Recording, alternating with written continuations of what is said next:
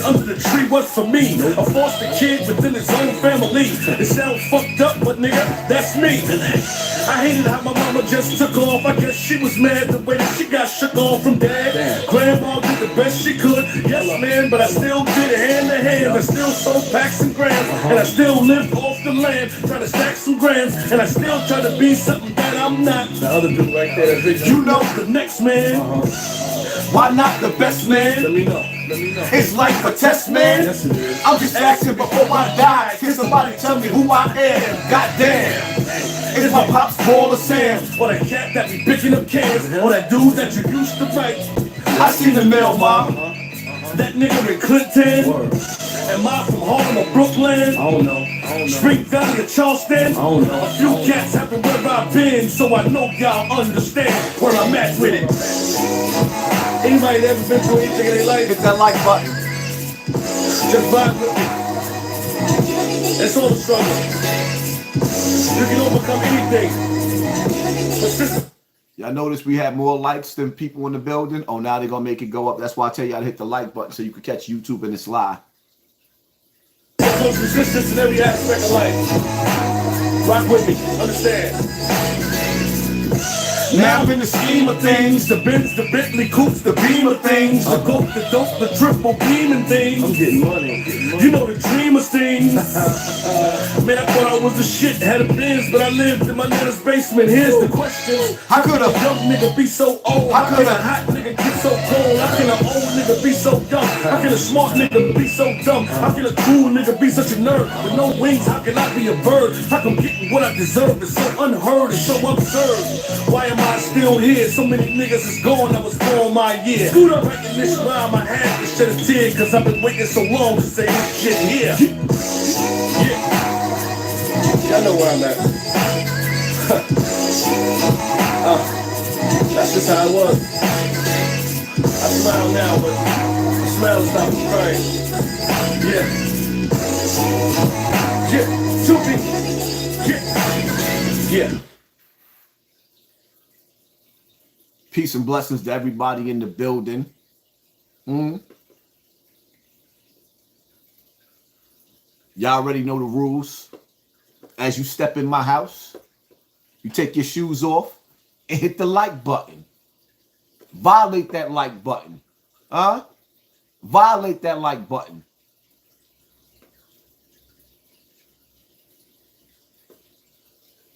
Yeah. Don't act like I didn't tell y'all there was going to be another dead rapper. Did I not tell y'all it was going to be another dead rapper? And see,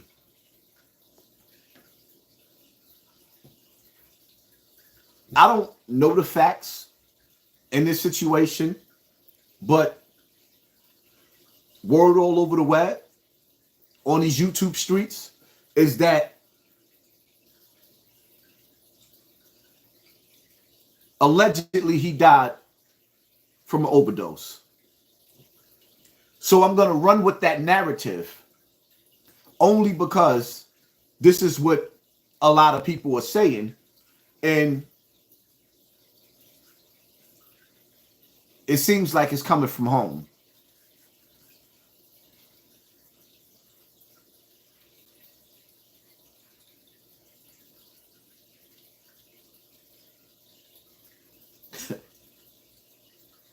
I don't even know where to start with the situation. Should we start with the fact that rich homie Quan is a celebrity? He's a big celebrity. He's a known rapper. So I'm going to assume that a rapper on his level ain't going out and copying his own work. Anybody agree with me out there? If you agree, press 1. If you disagree, press 2. I'm going to say this again. Rich homie Quan, right? He's a big rapper. So when it's time for him to get high, I get high, I get high, I get high. I get high off the memory. When it's time for him to get high, he's not going out in the streets copping that work himself. I saw and I believe this was Young Thug's ritual sacrifice to be set free and to get back in the music industry. And Rich Homie Quan died at 34.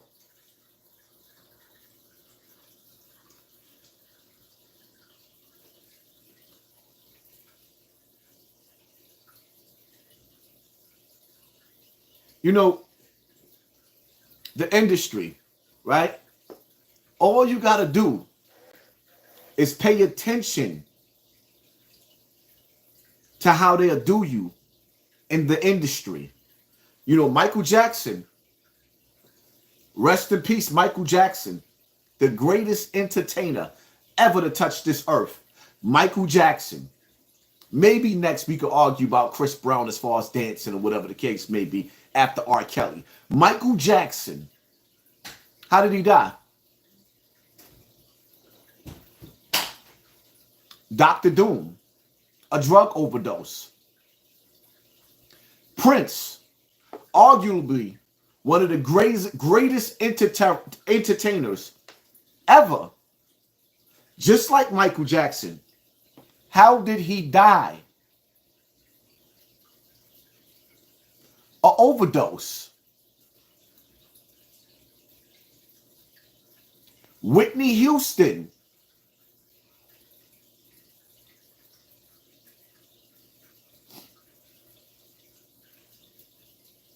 DMX.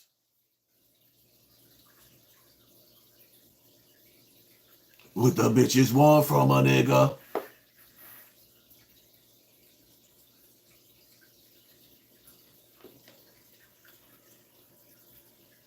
Tia, thank you for sponsoring this war. Appreciate you, family. Early in the game. And y'all can say happy birthday to your boy. Oh, yeah.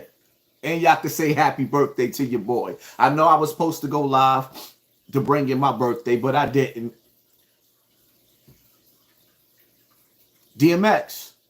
What the bitches want from a nigga? What you want? I said it with DMX. People got mad.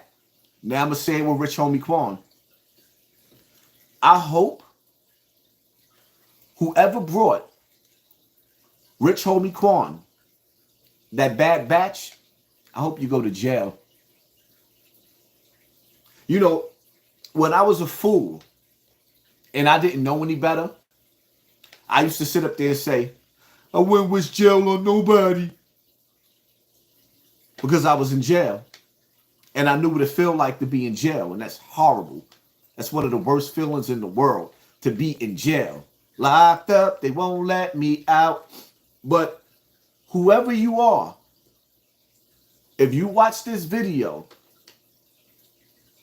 if you was the one, and I hope the FBI, the district attorney, and everybody involved in this criminal case, whoever gave him, if this is the case, I have to say allegedly, whoever gave Rich Homie Quan that bad batch, probably laced with some fentanyl,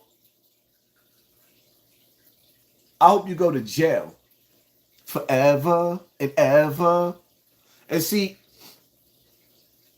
I don't want to be a hypocrite because I played in those streets. But I tell people all the time, this is the new me versus the old me. This don't have nothing to do when I be speaking and I'm on this internet. Sometimes people feel like, especially the people that know me, oh, he talking about you. No, I'm talking about the whole lifestyle that had my father chasing dope where he couldn't be a father at home to protect me. He left my mother to fend for me and my sister. That was his responsibility. But how could we blame him for not being the man that he was supposed to be when my father was strung out on dope at the age of 13. All in. Hey, family, hope you enjoyed your born day. Thank you, family, for sponsoring this war. You know what? I enjoy y'all. Mr. CBH 365, happy birthday, bro. Love and blessings. Thank you for sponsoring this war, family. Appreciate you. See me? I enjoy y'all. That's why I said I was gonna go live on my birthday. Because lately, being around people, I don't like the energy of my so-called friends. My friends are starting to feel like my enemies. Some of my friends are kicking it with my enemies. What about your friends? Are they going to stand their ground? Are they going to be around? What about your friends? Because you see with Rich Homie Quan, when I tell y'all, pay attention to your circle before they hurt you. When I tell y'all that, right? You got to understand, Rich Homie Quan, whoever brought him that batch was close to him. Whoever gave Michael Jackson that batch, that doctor, who do we trust more than a doctor? Huh? You got to pay attention to your circle. You know, it's like I used to watch that movie with DMX. I forgot the name of the movie. Never Die Alone. With a title. Will Never Die Alone. And when DMX, he got mad at Shorty. Like, oh, you think you gonna play me? Instead of giving her some coke, he gave her some dope. Then after he gave her some dope, he turned her out. She threatened to call the police on him. He went and gave her some battery acid. And some battery acid. And she gone. He sent her night-night. Out of here. Tuba, thank you for sponsoring this boy. Happy birthday, Haas.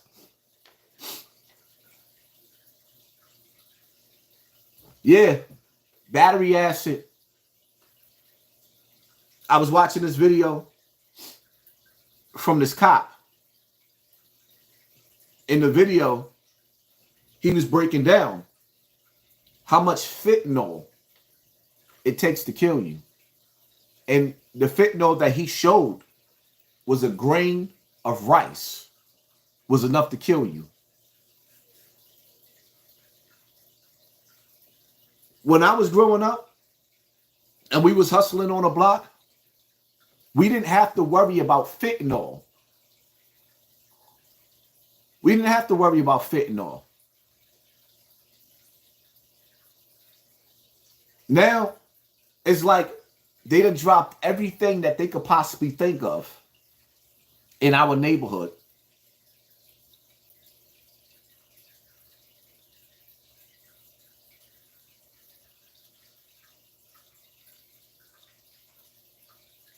But I got a question. As men, when is it going to be okay for us to say, I'm not okay? When is it going to be okay for a man to be able to break down and other men, never mind the women, no homo, no diddy? When is it going to be okay for other men to let men know that it's okay, I got you? Sometimes you got to let it out. Why do you think everybody keep getting high? It's not normal to get high. And I know some of y'all seen that video with Tyrese, which I said, yo, this nigga took a play out of my book like I ain't never seen in my life. I know y'all seen the video. Who seen the video with Tyrese, that interview with Tyrese, where he sat up there and he broke down crying? And now he want everybody to know that it's okay to cry? Like, are you serious? Like, damn. All these celebrities be watching a nigga to a T.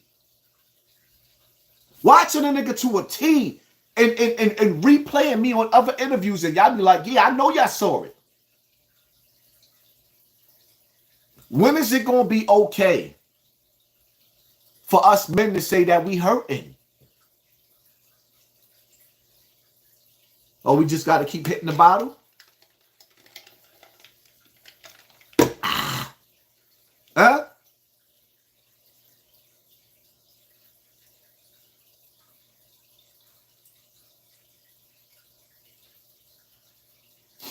It's sad because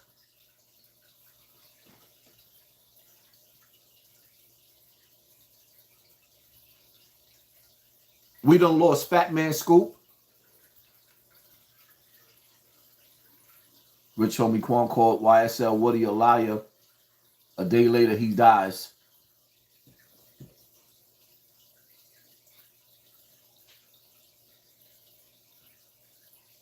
Anything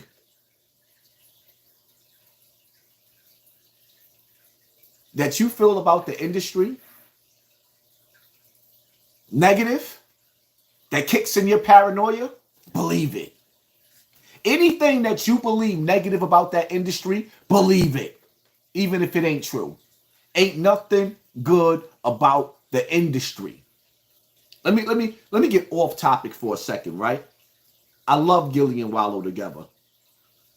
I love seeing Gilly and Wallow together. When Cheese died, I didn't think that was funny. I didn't wish that on him. I didn't trust the rituals. I didn't trust the industry. I don't trust nothing about the industry. It wasn't like I wanted to go at Gilly or I wanted to hurt him. It's just that I saw the evil that lives in this industry. And then I watched and witnessed these celebrities, including Gilly and Wallow, warn us there's a door. What's behind that door? Freddy Krueger. What's behind that door? Michael Myers.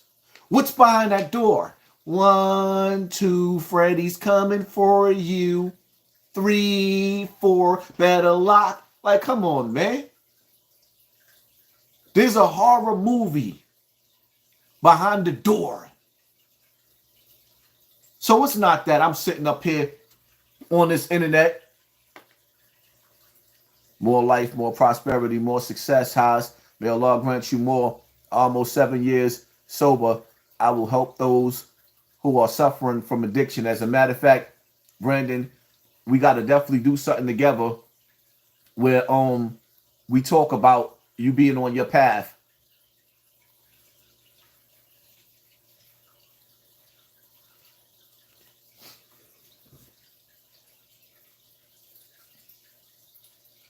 It's okay for us to say that everything is not okay. It's okay for us to say that everything is not okay. As a man, you're not feeling good. Let me tell you something, man. Until we can identify on what's hurting us as men, we can't be there for our women. Until we can identify what we are going through as men, we can't be there for our children. And sometimes what I realize in life, sometimes God might turn the switch off on other people for you to be broken down so that you can be built back up. And sometimes you got to make the choice. The choice is yours to want to rebuild yourself. Why do we keep turning to drugs? Nobody wants to address the elephant in the room. See, life is about choices, right? Rich homie Quan, he made a choice. Allegedly, if this is the case, if this is what happened to him, because I don't want to put out a false narrative, but the narrative is already out there. He made a choice. And in the process of making that choice, he's dead.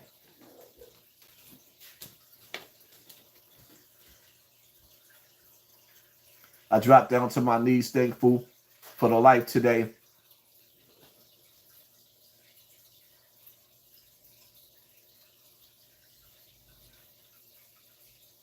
It's okay to say that it's not okay. At the end of the day, what I'm not going to do, I'm not going to sit up here and create a conspiracy that's going to cause young Thugger to be in jail for the rest of his life. I don't even want to put that energy out there because I want to see that nigga come home. Unless Young Thug gonna come home and put that dress back on. If Young Thug is gonna come home and put that dress back on, keep his ass in jail. If Young Thug gonna come home and he gonna put his t-shirt and panties back on and start wearing dresses again, let him stay his ass in jail. Outside of that, I want to see Young Thug come home so he could correct the negative thinking. Because I seen the video with his children. I saw his video making diss records. I saw his kids making diss records about what's the name? Gunna. I saw that. And I thought that was disgusting. I thought it was embarrassing for him to be in jail, for him to be on trial, fighting for his life. And his children should have been making a video of pleading and like just reaching out to the jury saying, let my daddy go. But as a juror, me separating my feelings from being a street nigga, which I'm at the end of my rope. Let me tell you something, man. I'm at the end of my rope with this street nigga bullshit. I don't like street niggas no more. I despise what they stand for. Most of the street niggas that I know, they're liars. They don't stand for what they say they stand for. They backstabbers. They're conniving. They're envious. And it ain't nothing worse than an envious man. Ain't nothing worse than an envious man. I swear to God, I do the streets, you can have that. I swear to God, you can have that. I went to the block yesterday to see T-Mac. I was standing out there with him. It was disgusting. I'm standing out there on Cortland, and it was empty. But you know who was out there? The police. You know who was out there? The police.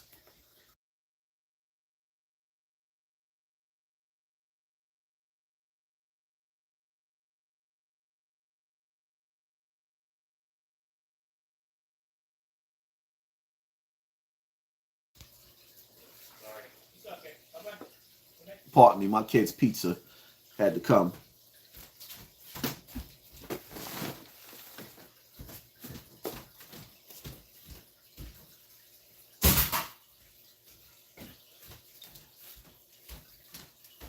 I'm on the block with my brother T-Mac, and I'm looking at the police doing drive-bys. I'm standing here, they driving by. And I'm like just shaking my head. This can't be real.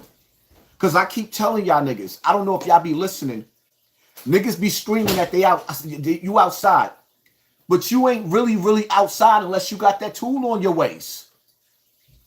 You're not outside unless you got that tool on your waist. And if you got the kind of beef that I got, you outside with two of them tools on your waist. Now, FBI, I'm not saying that I had anything. But what I'm saying is, if you outside and you standing outside and the police driving by and they staring at you, it doesn't feel comfortable. It don't feel comfortable. Especially when you my age. And the police decide that they want to jump out the car. They want to run up on you, back you down, grab your shirt, grab your waist. If there's something up under your shirt, you go into jail. If there is something up under your shirt, you better pray that you get a bail. Soon as you get bailed out, you better go straight to the lawyer's office. Now you got to fight a case. And most lawyers, just to take the case for arraignment, they want $5,000 just for you to lock in with the lawyer. It's $5,000 just to lock in for arraignment. Who am I trying to convince to go outside? to stand on a little block with the little fire hydrant, with the little police cars running around with the big guns. Now you got to use your money to pay for a little lawyer. Your man standing outside talking about free my nigga. Oh, you got felonies? You in New York? That means that they want to send you to the feds. And if you go to the feds, they may give you 7 years just for you being a felon. That ain't even got nothing to do with the gun. You might as well shoot somebody. I hate the streets. And I hate the fact that these street niggas keep selling you the streets. You're a Virgo too. It makes sense. 0828 here. Happy birthday, God. Thank you, family. Thank you, Xavier Williams, for sponsoring this war. Appreciate you.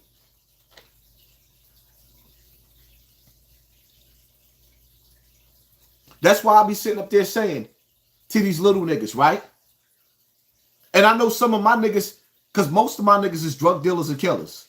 There's no way around that. That's what I was.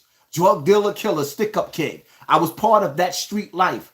I hate everything that I used to stand for. Because a nigga was a rebel without a cause. Now you got rich homie Quan, right? He dead, right? Somebody gave him some drugs, right? And 9 times out of 10, being at the depths of fentanyl is on the rise, there's a good possibility that that's what he died from, right? I mean, because we not dealing with the with the injection shit. We not in that stage right no more, right? We passed that. So it's safe to say we can't blame it on that right now, right? Because we don't know nobody running around taking that shit right now, right? So now, how do you think his family, rich homie Quan, how do you think his family gonna feel when they start backtracking and they start realizing that somebody brought him a bag package? You think they're gonna be happy? Huh? Do you think that they're gonna be happy? That's why I be saying to these little niggas that be on the block, right? Y'all running around and y'all airing niggas out. That's your age that's hurting. You got hurt people hurting people in the hood. Meanwhile, all these dudes that done turned your mother into a crackhead, supplied her, help her OD, turned your mother into a dope fiend, supplied her, help her OD. They standing outside living their best life, reminiscing on their glory days. The days of them feeding your mother dope, feeding your father dope, feeding your mother crack, feeding your father crack, those were the best days of their life. A drug dealer's best day of his life was the worst day that you ever experienced with your parents.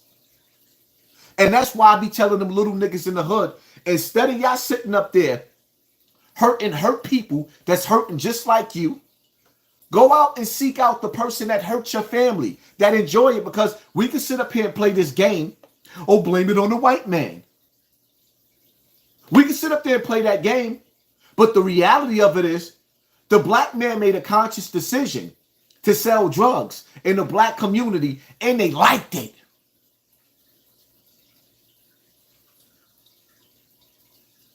And then sell you some bullshit ass story. Oh, you know what I'm saying? I had to do what I had to do. Know what I mean? What? You had to do what? You had to do what you had to do. What do you mean you had to do what you had to do? Know what I'm saying? Know what I mean? I had to do what I had to do. What did you do? You bought jewelry. You bought cars. You bought different outfits every day out of the year to impress other niggas. To hump on dirty chicks that you ain't even love. Niggas running around humping on dirty bitches that they don't even love.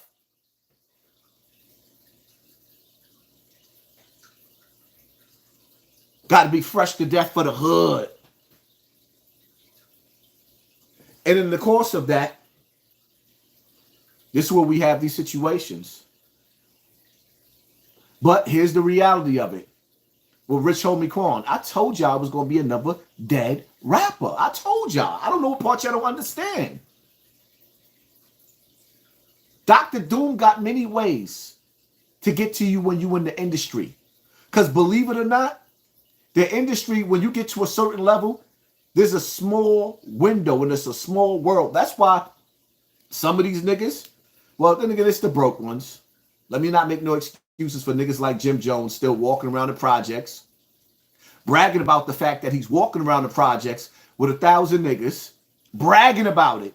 And I'm just sitting up there saying to myself, well, damn, he wants everybody, this nigga is, he's 50 years old and some change, and want everybody to still think that he tough, that nobody, Jim Jones, absolutely nobody that ever lived in our era of true life in JoJo Capone and everybody else that put a foot in your ass, we do not believe nothing, there's nothing absolutely tough about you.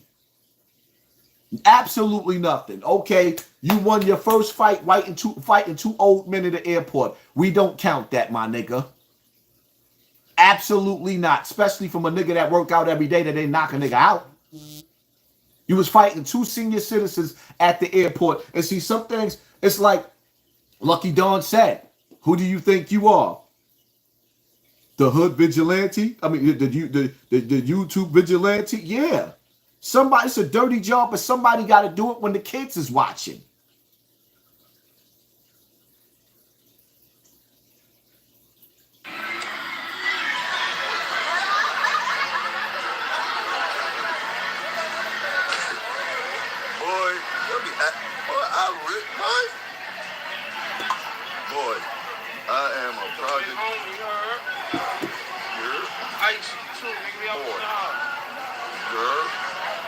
Same ones I used to walk through the projects with, the same ones we still walking through the fuck going on. You know what's up, nigga? Gang, nigga. Fuck. I know what y'all niggas signed up for when y'all was younger, but you dig? This shit for life, you heard? No disrespect to nobody. We all live how we want to live. I'm gonna enjoy mine, so hope you enjoy yours, you heard? Please believe everywhere I'm at, I'm safe. I'm guarded by God, you heard? Anything else? Our lines are meant to be sniffed, not crossed. There you go. Don't sniff that line, baby.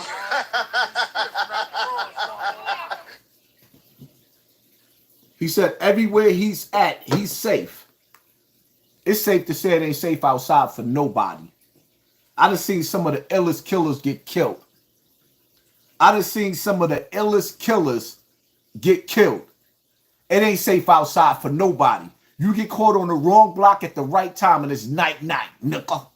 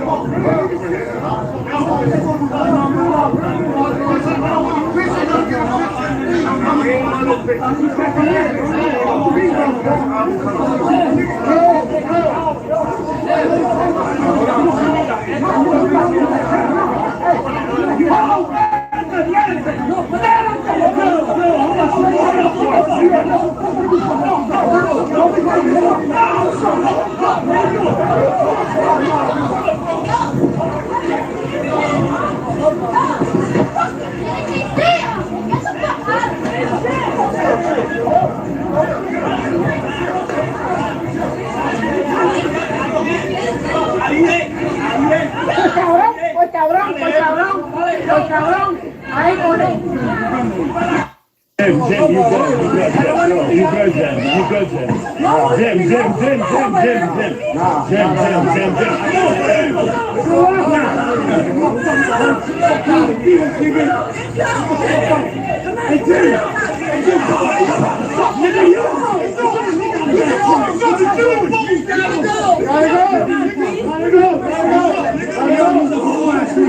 This is the whole ass nigga. He's a whole nigga. the home, nigga. Let's go. Show respect.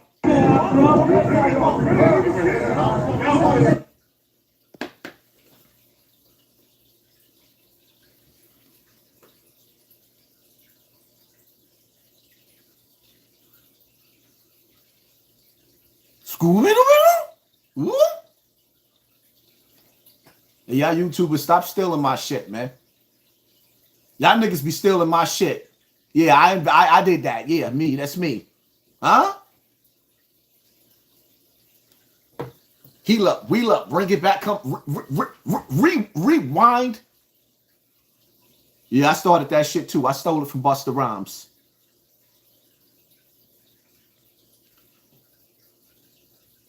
Sometimes I don't want to be so hard on Jim Jones. But what I like to do, I like to address real shit. I don't want anybody to think that there's something sweet about these streets. There's nothing sweet about outside. Don't let these niggas run around and boost your ego up. Well, if Jim Jones could walk around like that, listen, let me tell you something, man. All that jewelry Jim Jones walking around with, he done got robbed for that before. He done got robbed for that before. It's not safe outside. Outside is not a game. I don't care how busy you get. I don't give a damn how much of a killer you are. I done seen some of the illest killers get killed. Don't let these niggas fool you. Please don't let him do that to you.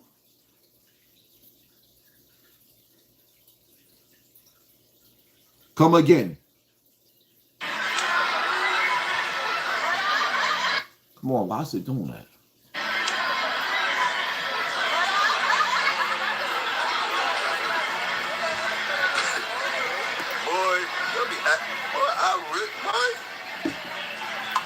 Boy, I am a project. Y'all hit that like button. Girl, the same ones I used to walk through the projects with, the same ones we still walking through the fuck going on. You know what's up, nigga? Gang, nigga. Fuck. You know what your niggas signed up for when y'all was younger, but you dig? This shit for life, you heard? No disrespect to nobody. We all live how we want to live. I'm enjoying mine, so hope you enjoy yours, you heard? Please believe everywhere I'm at, I'm safe. I'm guarded by God, you heard? Anything else? Our lines are meant to be sniffed, not crossed. There you go. Don't sniff that line, baby. He said his lines is made to be sniffed, not crossed. That's the message that you promoting, Jim Jones? To them little kids that's watching? Is that the message that this 50-something-year-old rapper is promoting? His lines is made to be sniffed? You know, the same shit that 9 times out of 10 rocked rich homie Quan snot box? That batch? That's what we pushing? See, I'm too real for TV.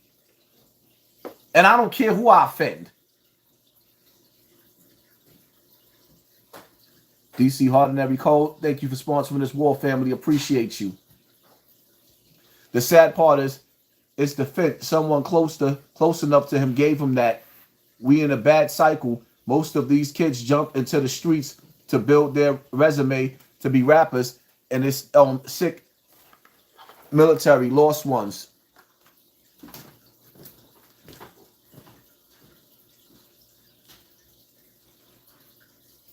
Celebrity boxing match Jim Jones versus Haas, aka Poppy. They don't know the real Jim Jones was.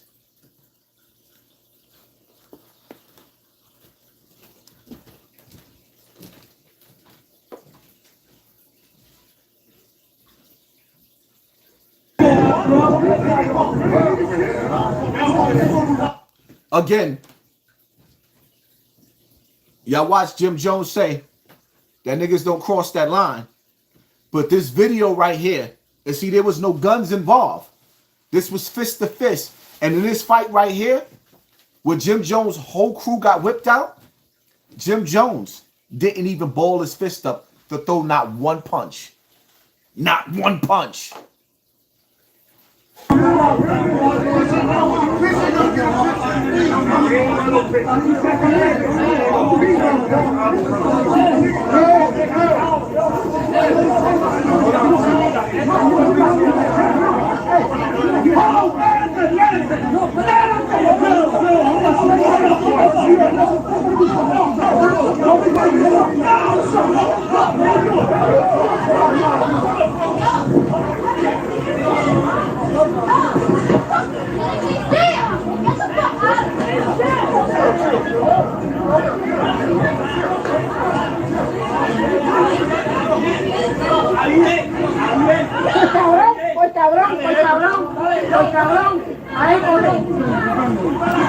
Jim, you good, you good, Jim, you good, Jim.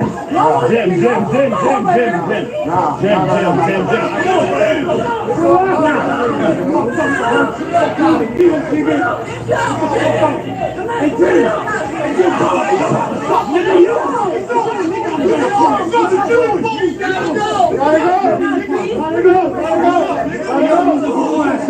This is a whole ass nigga. He's a whole nigga. He's a whole. Let's go. He's a whole nigga. Let's go. So respect. Just pause it for a second. After he punched him dead in his face, you said hoe ass nigga is what he said to him. So all that shit with a nigga marching through the projects with some old dusty ass niggas that's still stuck in the projects talking about selling niggas lines. Because when you see a nigga in the hood at 50 years old and he's still in the hood, he's a failure. I don't care who don't like it. I don't care if you see me standing next to hood niggas in the hood. When you still in the hood at 50 years old and you still living in the same goddamn hood that you was raised in your whole life, you are absolutely a failure. See, it's different when niggas pull up and they coming through visiting. Whereas you got a nigga that's stuck there and he walking around with all those chains on his neck, bragging about being able to come outside in the hood. But when you come outside without all of those niggas, even though he had some of those niggas with him, in this fight right here, nigga, Exhibit A, in this fight right here, you get caught in the wrong place at the wrong time. Don't get caught out here like Jim Jones fronting. Like it can't happen. How Nas said, thinking it can't happen till I trap him and cap him and leave him done.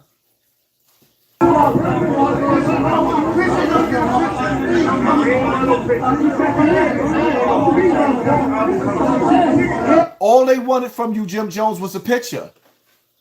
They paid you to come to their town to perform, and now all they wanted outside was a picture. And you got Hollywood, and this is what happened.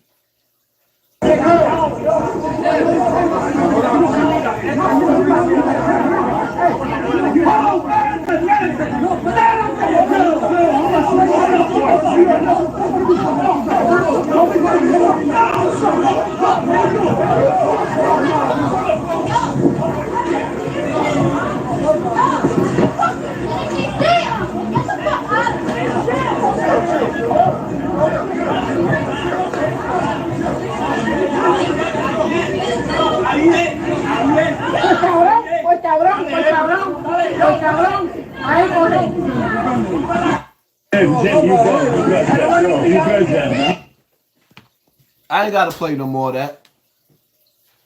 Y'all get the picture, right? Papa D. I need those sunglasses highs.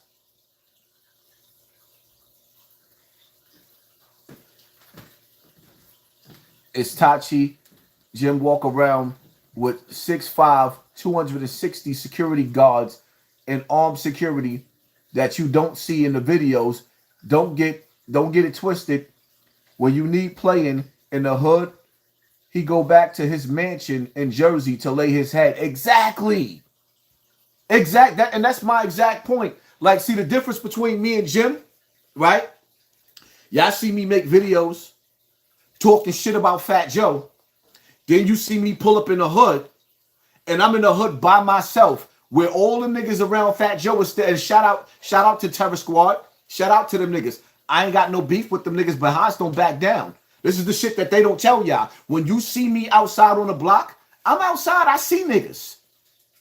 I got respect for dogs. I don't have respect for Joe. I give niggas all the respect in the world until you cross the line and you approach me on some real nigga time.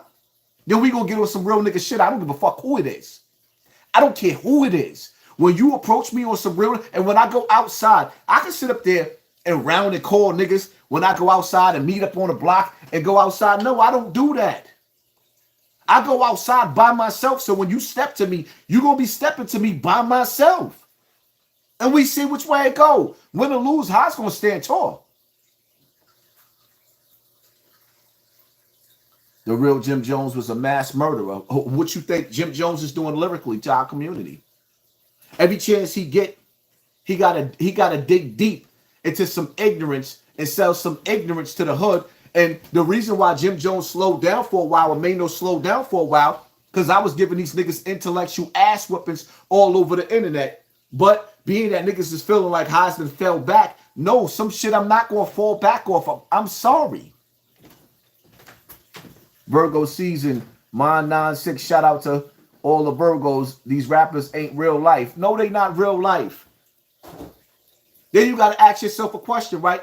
The nigga Jadakiss said he hasn't been home to his house ever since Versus, right? Jadakiss said he hasn't been home to his house ever since Versus. So that means he's been performing, doing shows, too busy to be on the block. Only bum niggas always have find time. Failed rappers.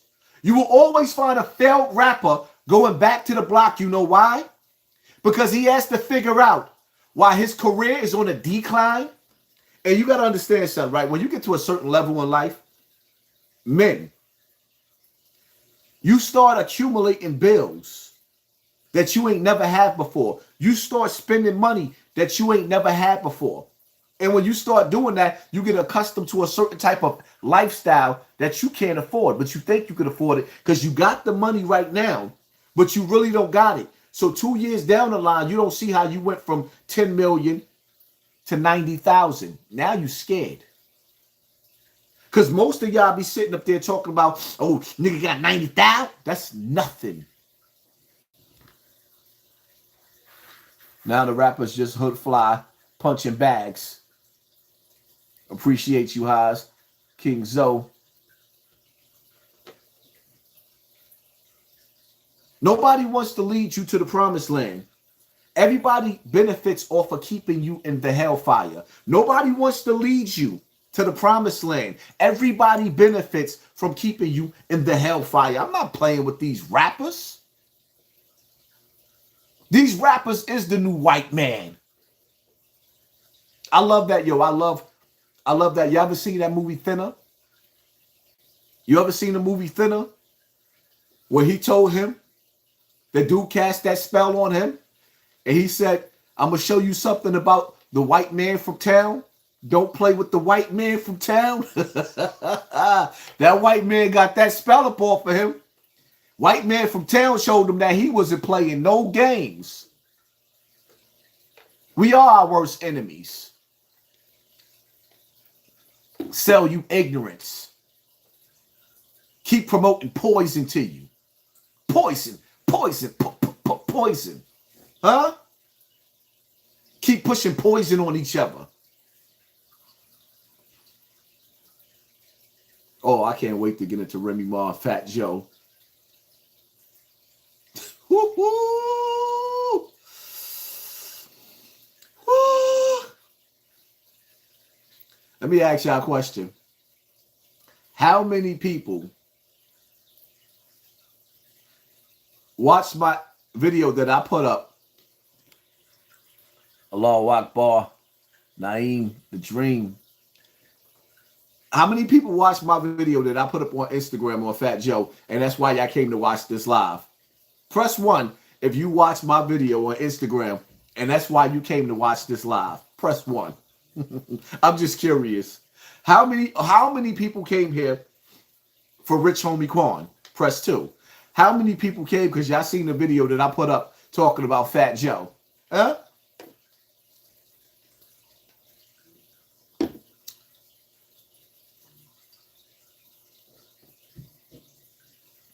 Oh, it's a lot back and forth. It's a lot back and forth. But see, what I'm not going to do to y'all, I'm not going to do with something like, I seen a little clip of Nino Brown, right? And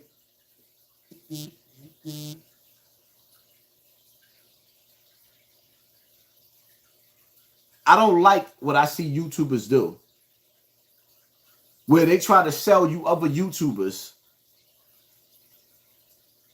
and give you all types of shit. They be all over the place in their video because they trying to sell you something that's just going to make you go viral. I don't like that.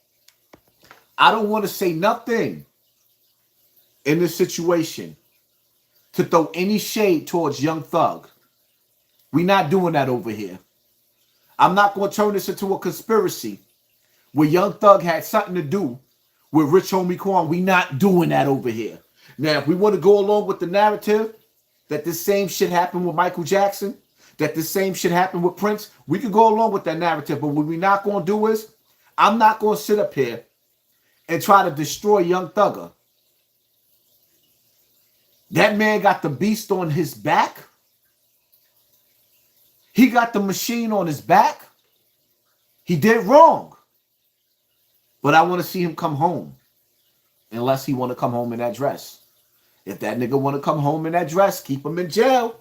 Your Honor, I solemnly swear, if that nigga want to come home and paint his nails and put the dress on, then he should stay in there with the rest of the punks, right?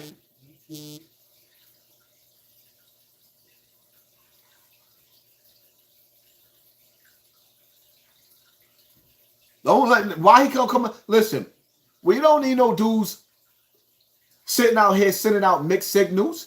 If he gonna come home in a dress, then he can stay in there with all the Mandingo warriors. He got all the Mandingo warriors that he need in there. But if he gonna come home and be the thugger that we want to come home, send our brother home. That's our brother. That's our brother. But let me correct this, right? Let me make this clear to y'all too. I came out with that slogan. You know that niggas be stealing, lock them up. That was my slogan. Anybody that's going to come home to destroy the hood, because the black people, we don't have too many communities. The hood, we try to turn the hood into a community. That's the first step. To turn the hood into a community.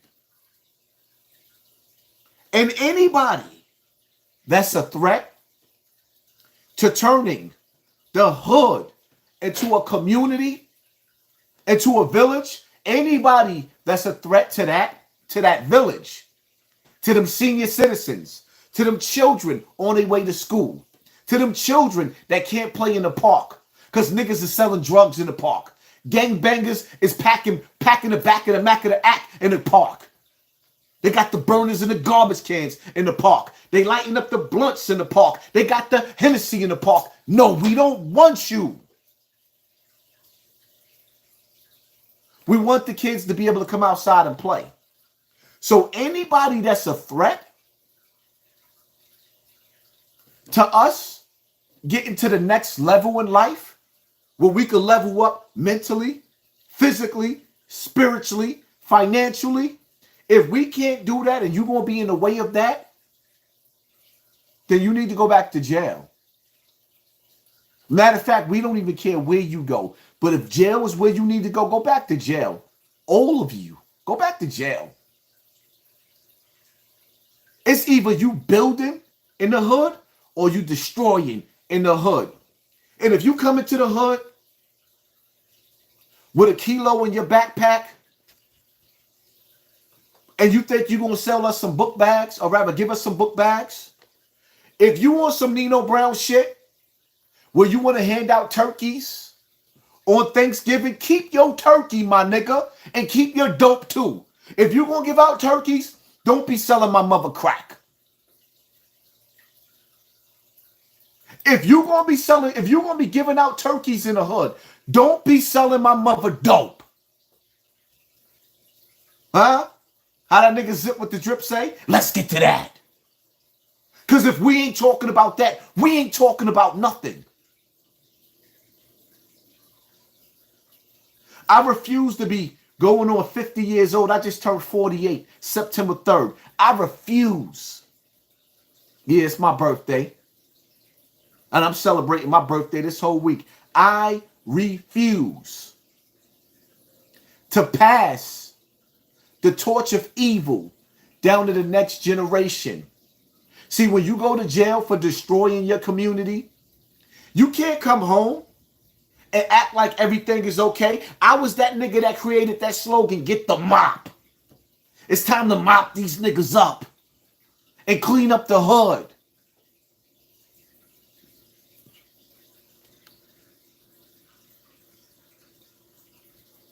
You gonna speak on Venezuela?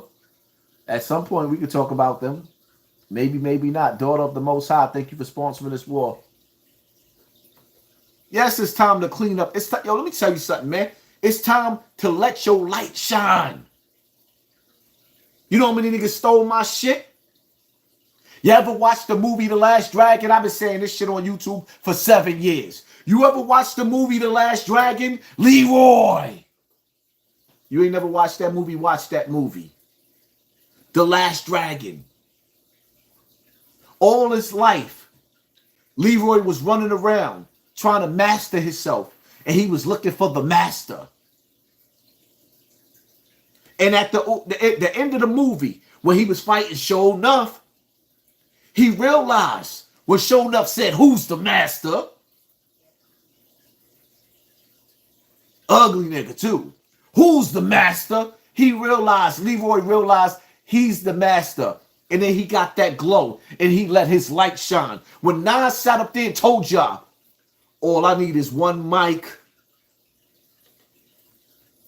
I let this shit slide for too many years, too many times. Now I'm back with a couple of Macs, too many nines. If your niggas really with me, get busy, load up the semis. Ain't nothing in our way. They bust, we bust, they bust. All I need is one mic. God gave me one mic. And every time I get on this stage, I'm going to show my ass. Even if it costs me my life. Are you not entertained? Oh, you see all of them stealing my shit? Oh, you got that from Gladiator. You ain't never seen nobody in the last 25 years screaming, are you not entertained? Until they heard me saying that. Now everybody on the internet saying that. Are you not entertained? Is this not why you're here?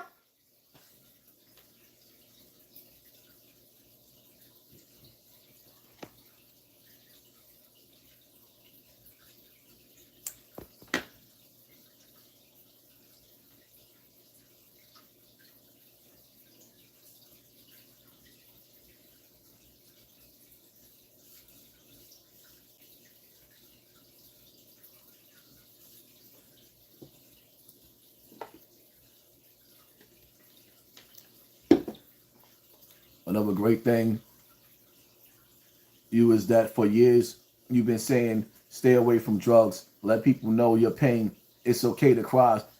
High salute. And then I seen Tyrese get on the internet and steal my whole shit. And I'm like, wow. Y'all don't be watching how they just, it's so many people stealing from me. Stealing from me. Like, damn. Can I have something to myself? I ain't gonna even lie. Charleston White gotta give me my props. When he sit up there talking about he ain't trying to be like Hassan Campbell, just stuck on the internet. I respect that. Because it's time for me to step outside. And I'm gonna do it. Because I believe that my audience, let me ask you a question. In this audience right now, with everybody watching, we got 3,700 people in the building, right? We an hour in, right? Watch this.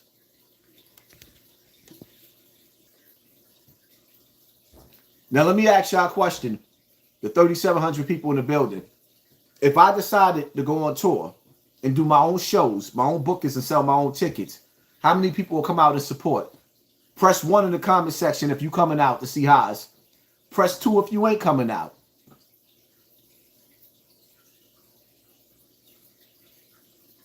We watching the comment section.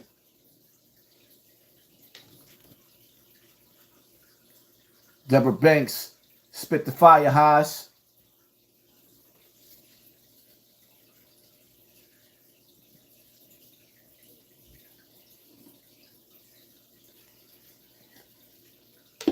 Now, the whole key to it is for us to figure out how to give out our notifications so that we know to come in the building and what events that we doing. And y'all look, I want everybody to look. Shout out to the 4,200 people in the building. Are you not entertained? See, all I did was refresh my button. So when you refresh, the notifications go back out again. Now more people are coming to the building. Now watch and pay attention to that number. Let me show y'all. You see how now it went from 42, now it went back down to 41? Huh? Because I waited to do it. Because I knew who was ever behind the scenes in YouTube playing with my shit. I knew that they was going to fall asleep. They're going to get tired because I be going live for a long time. And they was going to fall back. So now we at 41, but hey, we went from that 37. At least we at the 4,000. Everybody pressed 4,100 in the building. Now we at 4,000. Y'all see the game? Do y'all see how the game is rigged? That's why when Wallow sat up there and he tried to play that game, oh my God. Wallow, I love that 50 Cent interview, I love that Wallow and Gilly 50 Cent interview. I love 50 Cent interviews. The nigga Wallow asked 50 Cent twice, 2 times. He said, yo, do you believe in people being blackballed, or do we have the perfect opportunity in today's time? 50 ignored him twice. Wallow asked 50 Cent 2 times about being blackballed, and 50 refused to answer. You know why? Because 50 didn't want to get caught in a lie. He did not want to lie. And then Wallow just moved on with the conversation. Wallow, you know niggas is getting blackballed. And just like that, the algorithm pulled us back down to 3,800.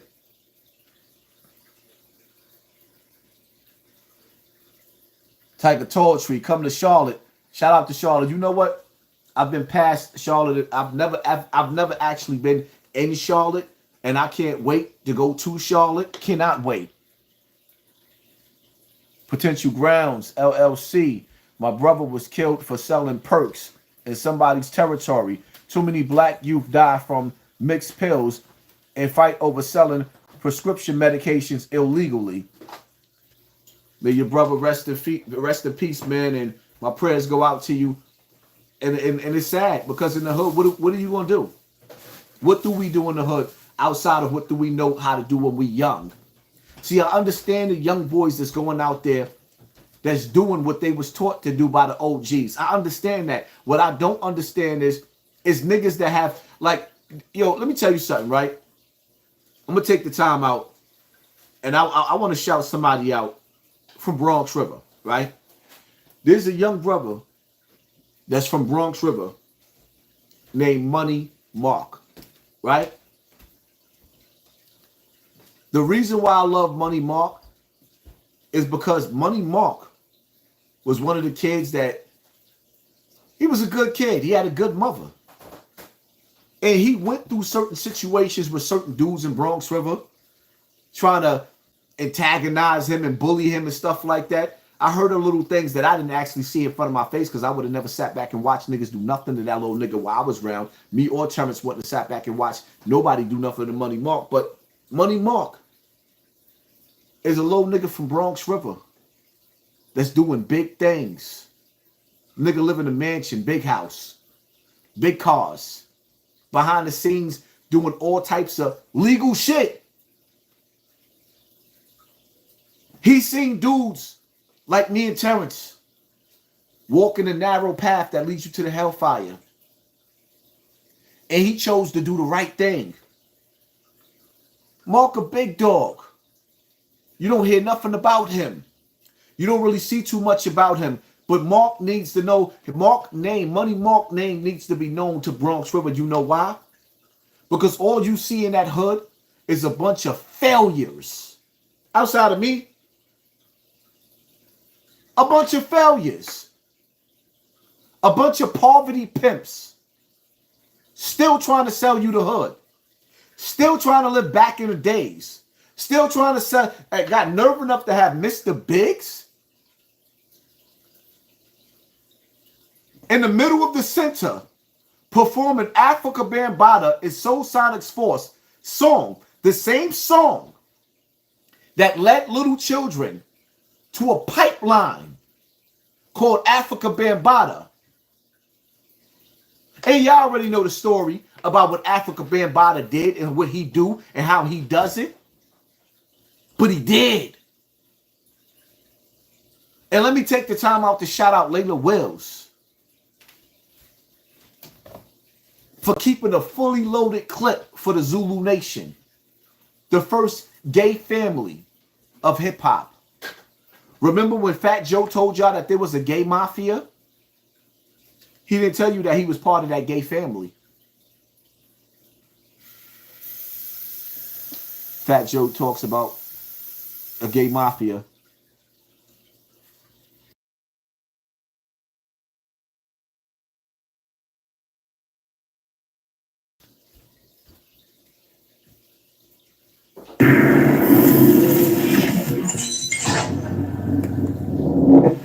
What do you think about the Mr. C charge when he pled guilty? Yo, last time. Mr. C's a legend, man. More power to him. I don't know what his situation is. I ain't looking into the case. I'm not copping out either.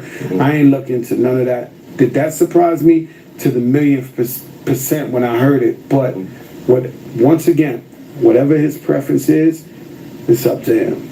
You know what I'm saying? I ain't here to tell nobody what they do or whatever they can, what's right or what's wrong. Rest in peace to Mr. C.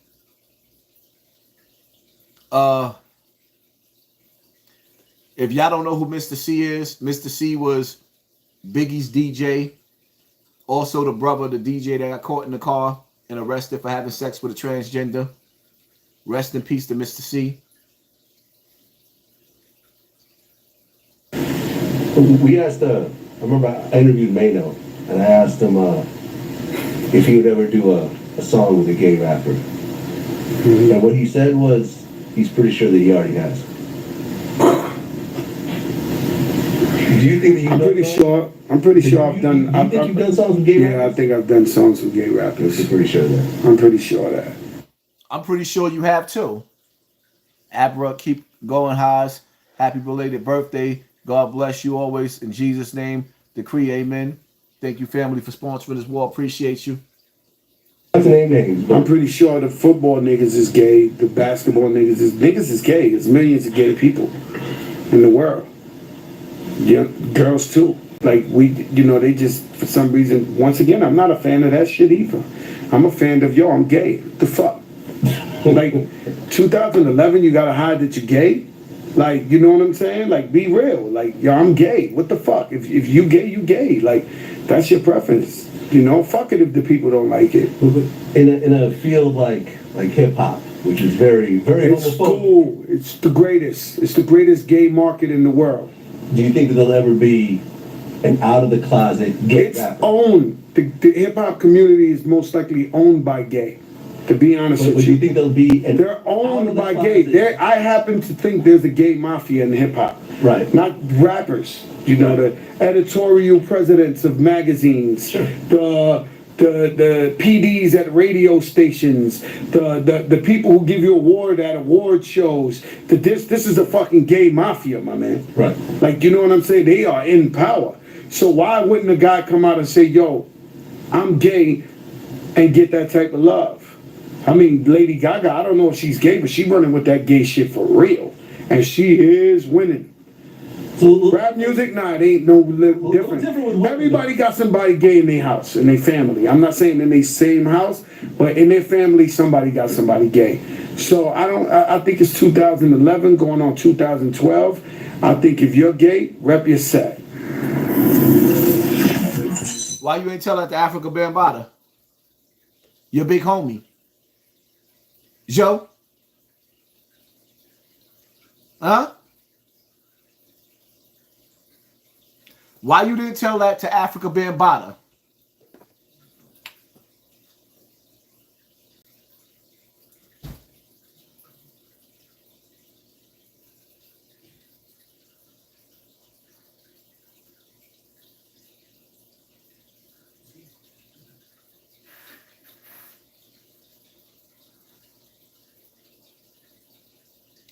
This video right here was released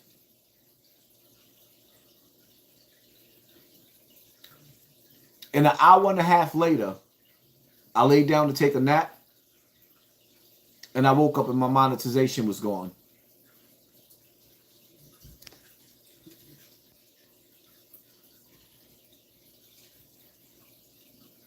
Fathers, Grandmaster Flash,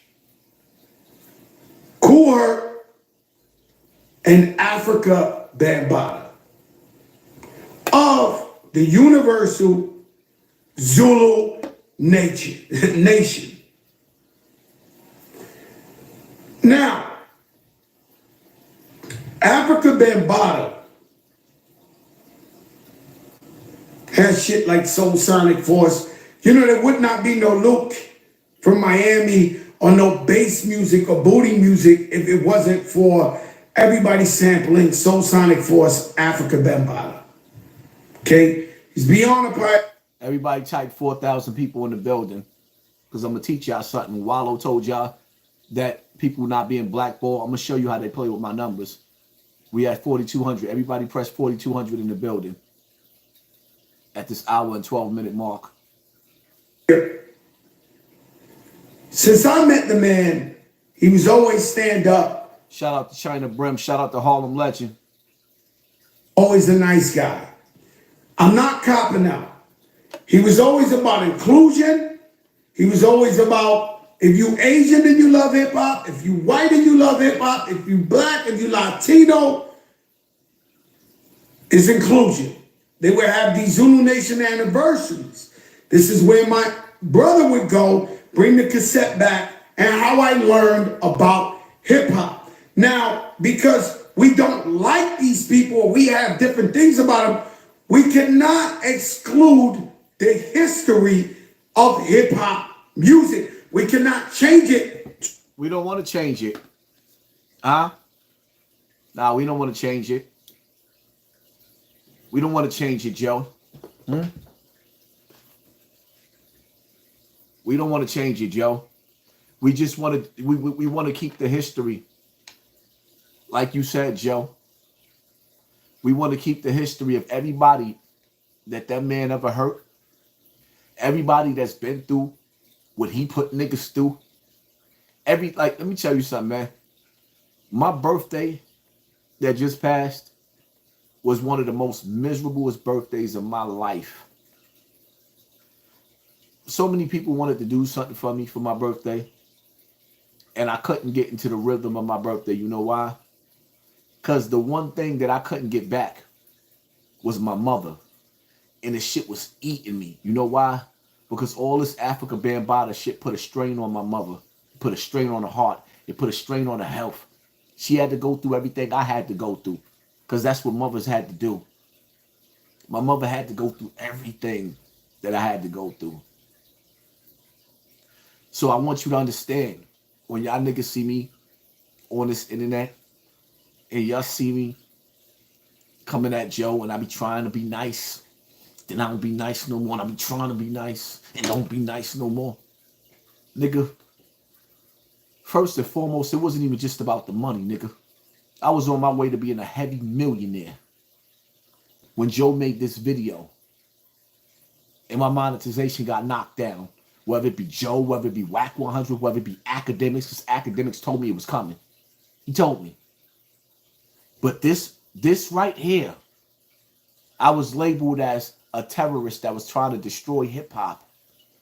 While this fat, sloppy, pickle pig feet, nasty motherfucker got on the internet and made this video trying to save hip hop. That's what you called it?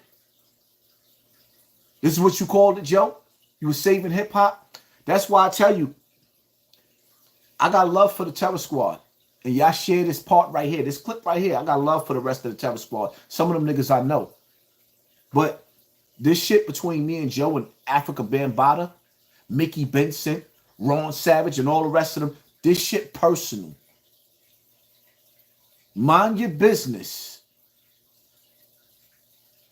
Because if you ain't gonna G-check him for standing firm with a child monster, a child predator, a child boogeyman, then mind your business.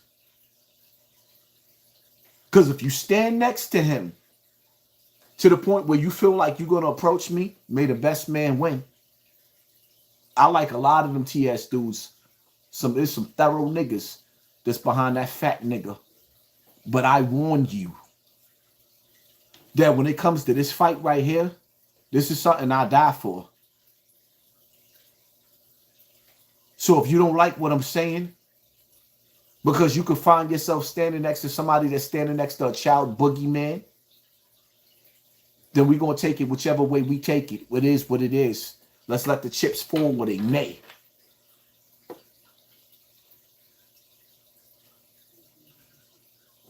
Likings. If there's a new, because I asked my daughter the other day, what's the gender? She said, Dad, there's like 20, 30 genders now. Okay, so as you see, as time is going on and the world is... See how much of a liar this fat nigga is? There's like 20 or 30 genders. You see how much of a liar he is?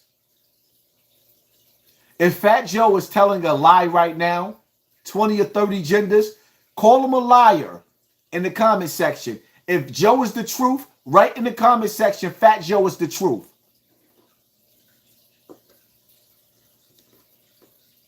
Nigga, you could tag whatever name y'all want to tag out of the Terror Squad when I say what I said. Nigga, I didn't bite my tongue. When y'all see me on the block, I be on the same block as them niggas. When it comes to this topic, with me beefing with this nigga about Bam, mind your business. If not, I don't give a fuck what name you niggas tag. Tag them. I'm not going to stop going out on the block seeing my niggas that's on the block. I'll still be out there. I was just out there yesterday. And I might go back out there tomorrow. I don't know what you niggas is talking about. Because shouldn't nobody stand next to a fat R. Kelly, a Bambaataa, a Russell Simmons. Progressing, and the world is having different views of things. People who have a voice are starting to distort the facts. Now, I've been hearing for the last couple of years, he's been hearing for the last couple of years. If you've been hearing for the last couple of years, Fat Joe, why you didn't reach out to me? And see, this is the reason why I got a problem with some of the niggas that I know. And I'm not going to mention no names right now. But some of the niggas that I know, I'm going to say it again. There's niggas that I know that fuck with Joe. That should have told Joe, you owe HASSAN Campbell an apology. Because some of the Terror Squad niggas that roll with Fat Joe, one of them specifically, I'm not even going to say his name. Because I know sometimes them people be watching. But one of them niggas, I went out on that same block where some of them niggas live at. And when I went out on that block, nigga, I done put in work on that block where some of them same niggas live at. I told y'all, what y'all think I be playing? I left with a Mac 11, a 357, and a 9mm. Yeah, that's when Poppy was out there. Terrorizing, robbing, and extorting, jumping out of cabs. I didn't even have a car then. And the only thing I ask niggas is, when my name come up, protect my name. If a nigga can't protect my name, where the internet got to sit up there and question, because all the real niggas is quiet, is sucking industry dick. And I'm not saying that about my nigga, but I want him to understand, like, yo, check this nigga. Or my niggas, period. Check that nigga. Let him know. He should have never stuck his nose in me and Africa Bambaata's business. Joe could have reached out to me. Joe could still reach out to me and say, let's have a conversation. And I'll never fuck with Joe again. Because there's mutual people that deal with his people. There's mad niggas in between me and Joe that deal with Joe. My nigga Terrence just came home. He rocked with Joe Peoples. It's too many niggas to name. I'm not doing that. But if niggas feel some type of way, imagine how I feel. That this nigga sided with a goddamn pedophile. Imagine how I feel. This shit personal. And y'all niggas done cost me some money too. Joe, don't act like you don't know the power of your voice. Don't act like you don't know them executives behind YouTube are sitting up there watching. Don't act like y'all didn't see me refresh my page, and every time I refresh it, it'll jump up to 4,300 people. Then they'll pull it back down to this number that they felt like they want me to have on a topic like this. This topic with Rich Homie Quan is a topic that would have had me 20,000 people in the building. So niggas is going to keep my numbers down so they can make it seem like academics and all them niggas are still above me when y'all know I'm the head honcho of this bitch.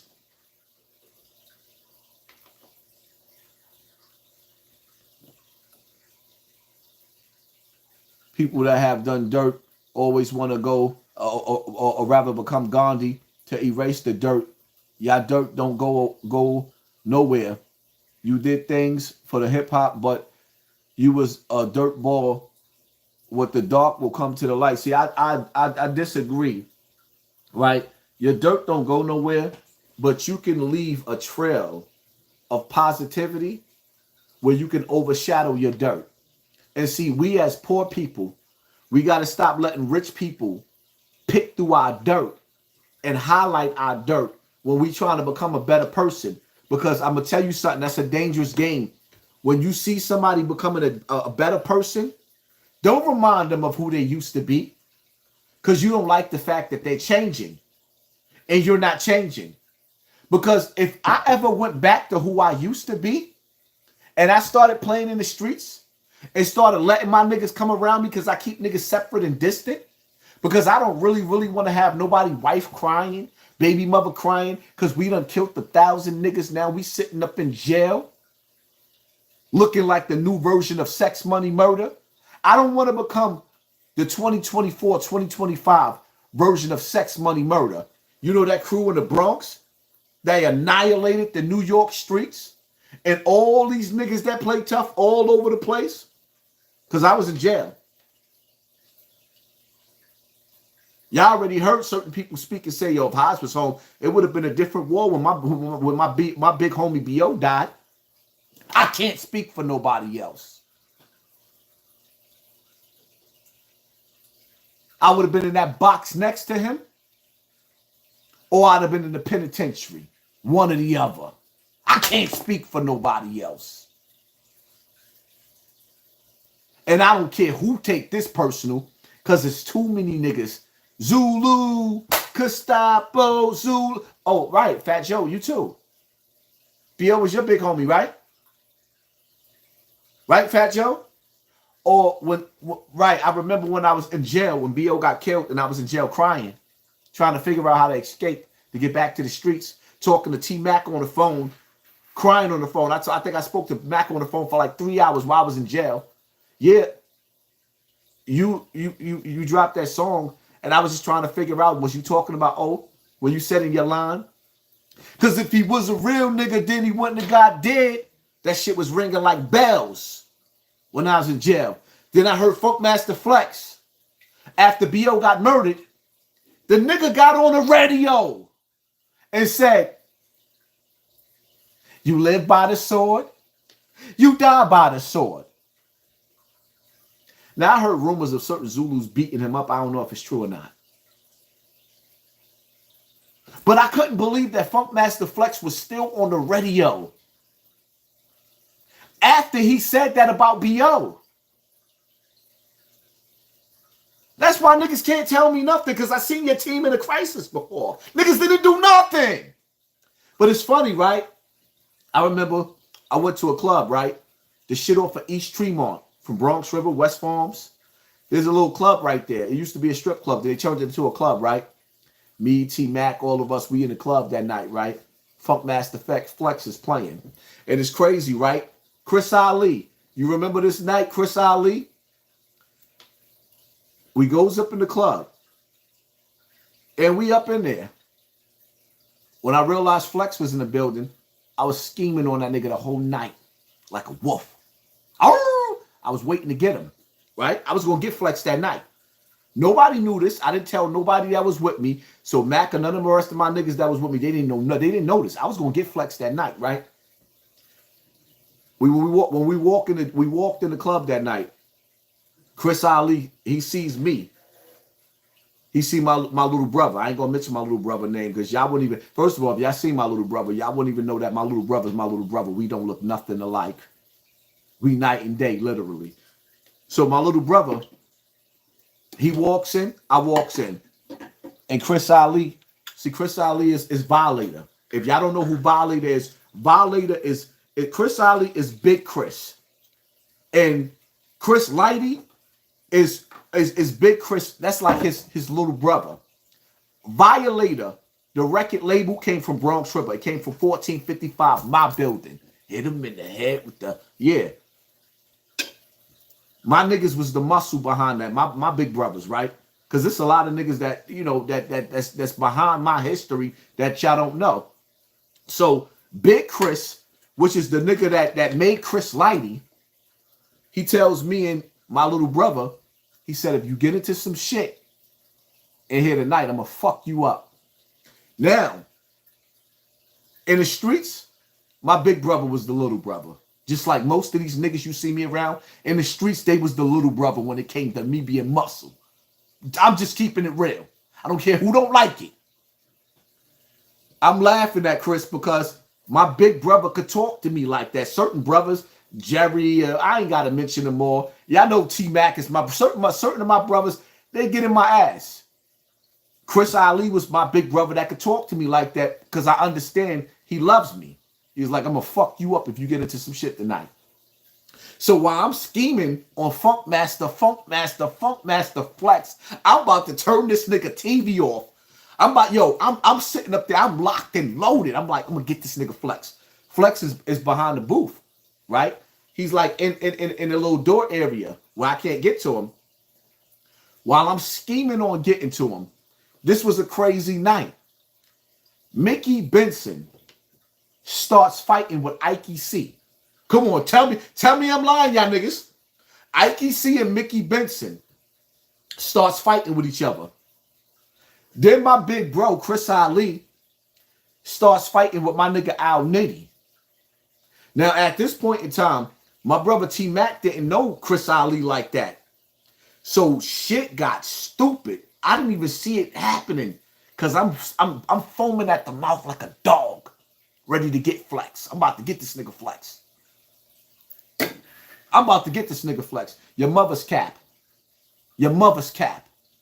And all the real niggas that was there that night, because niggas was there that night. My crew that I came with, Al Nitty is my crew. About to get it on with Chris Lighty. And when I saw that, I let my mind off Flex. Now I got to stop my niggas from getting it on with my big brother. Chris Ali is my big brother. T-Mac is my big brother. So when I came to them and I told them, yo, no, that's my brother.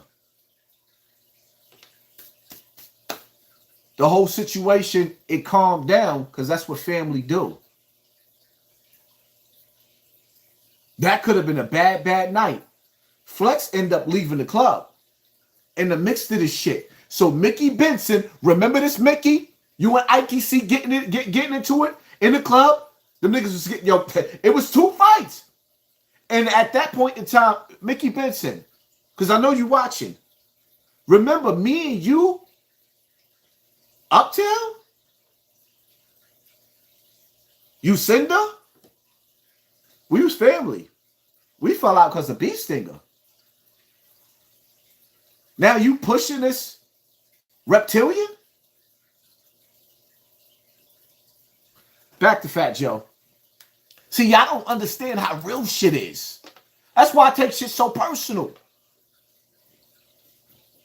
Remember that night, Mac? Chris Ali, I know you remember that night. That's why when my name come up, I be like, yo, ain't nobody gonna stand in the shadows for me?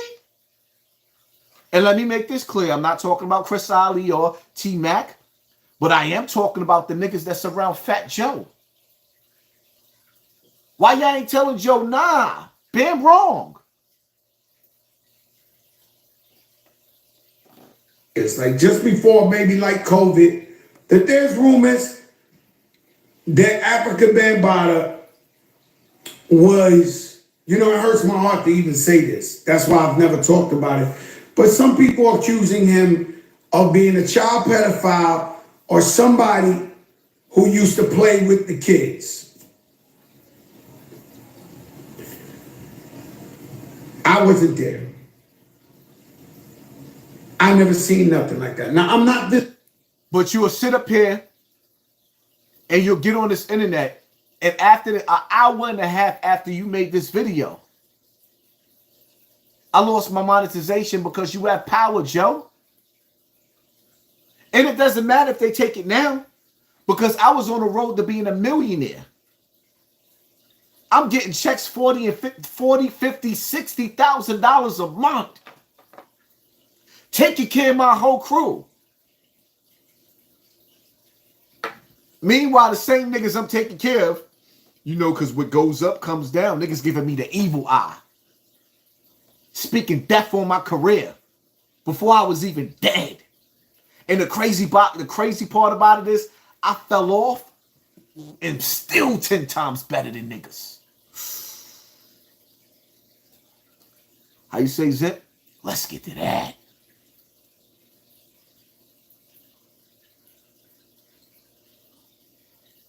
Crediting anybody who's a victim or anybody who said this really happened, it happened to them. I'm not trying to make you think I know and I was in his bed or I was in his room or I was around him to see stuff like that. Me as a hip hop fan, I only saw him at hip hop functions and he was a graceful man. And so I heard little rumors like this. It was news to me. Because I never seen nothing. The nigga said, I heard little rumors like this. Then he's about to say, I never seen nothing. Why you keep saying that you never seen nothing, but you keep hearing the rumors, right? Notice how he's throwing out there that he kept hearing the rumors, but I never seen nothing. Then why you talking about it? Because Ant was in jail when all this was going on. Now I'm going to call names. One nigga that I'm going to call. Ant. My nigga Ant from Cortland Ave. Why you didn't ask Ant, yo, what's up with this HASSAN Campbell nigga? Huh? What's up with him? What's up with this Bam situation? Why you ain't reach out to me? Because I heard about when you came to the block and you pulled up and you had a conversation with my big brother. But why you didn't arrange a sit down where you could have a conversation with me, my nigga? Oh, y'all underestimate my pain? Ain't nobody gonna intimidate me. I've been to jail for shit that wasn't about nothing. I got shot because I went to Bronx River tweaking, drunk, mad, because everybody was showing Cassie love. And Bronx River wasn't showing me love. And I went out there with my guards down and niggas sent a suicide bomber to hit me. That'll never happen again. Niggas sent the suicide bomber. I got shot live. Not because I was just crashing out, because I was hurt. Because how everybody standing behind Cassie and Bronx River still ain't standing behind me. That's why you can't tell me nothing about Bronx River. Them older niggas in Bronx River just finished partying with Mr. Biggs, playing Planet Rock next to the same center where Africa Bambaataa was taking the children into the next buildings, the two buildings that he lived in, whether it be 1609 or 75 or 95, whichever one building that is. Bryan Building. Or better yet, after Africa Bambaataa mother moved out of Bronx River and she was living in Mark Terrace, and Bam was taking the children over there to Mark Terrace to have sex with children in his dyke mother house. What we talking about, Joe?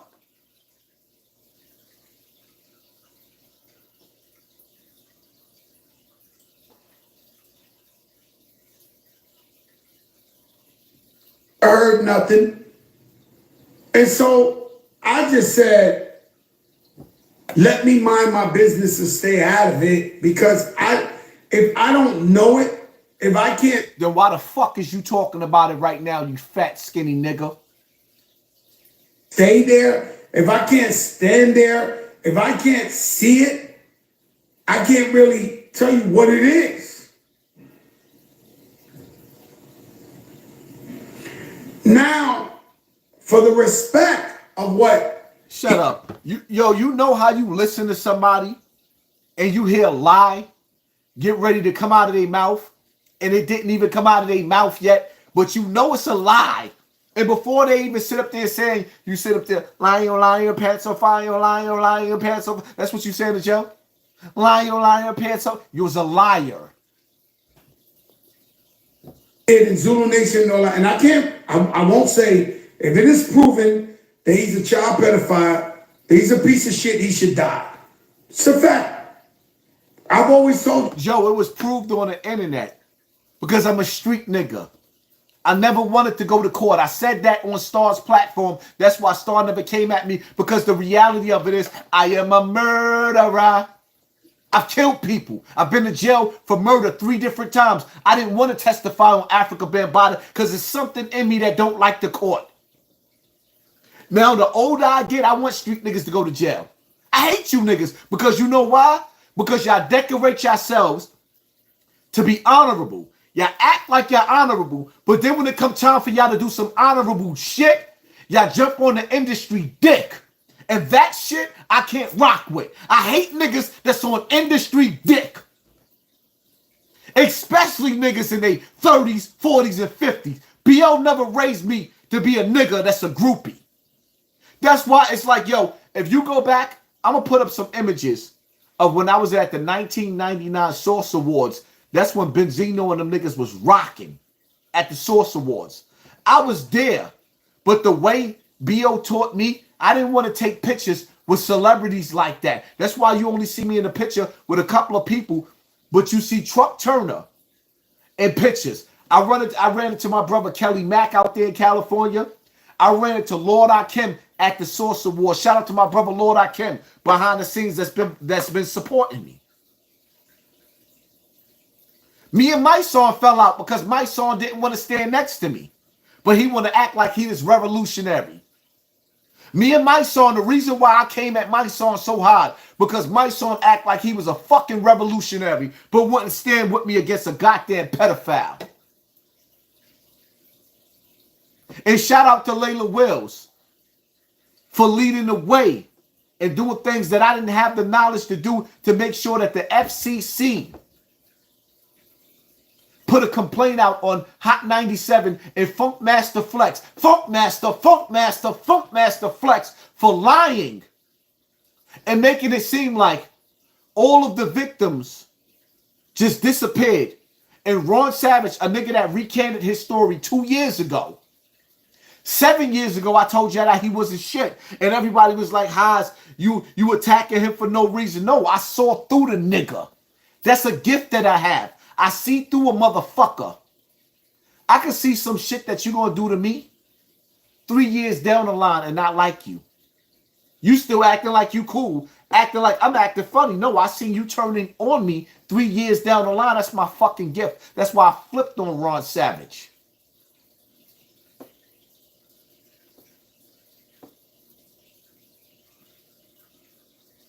And if y'all supporting me, because some of the stuff that I'm going to play and say, I can't really keep this video monetized. They're not going to monetize it. Y'all support my Cash App, which is $HASSAN Campbell. Not about him, about anybody who does that. Right? I haven't seen him get locked up. I haven't seen him, and it's not too hard to take a black man to jail for some shit people are saying. It just ain't. Right. Did you get locked up, Joe?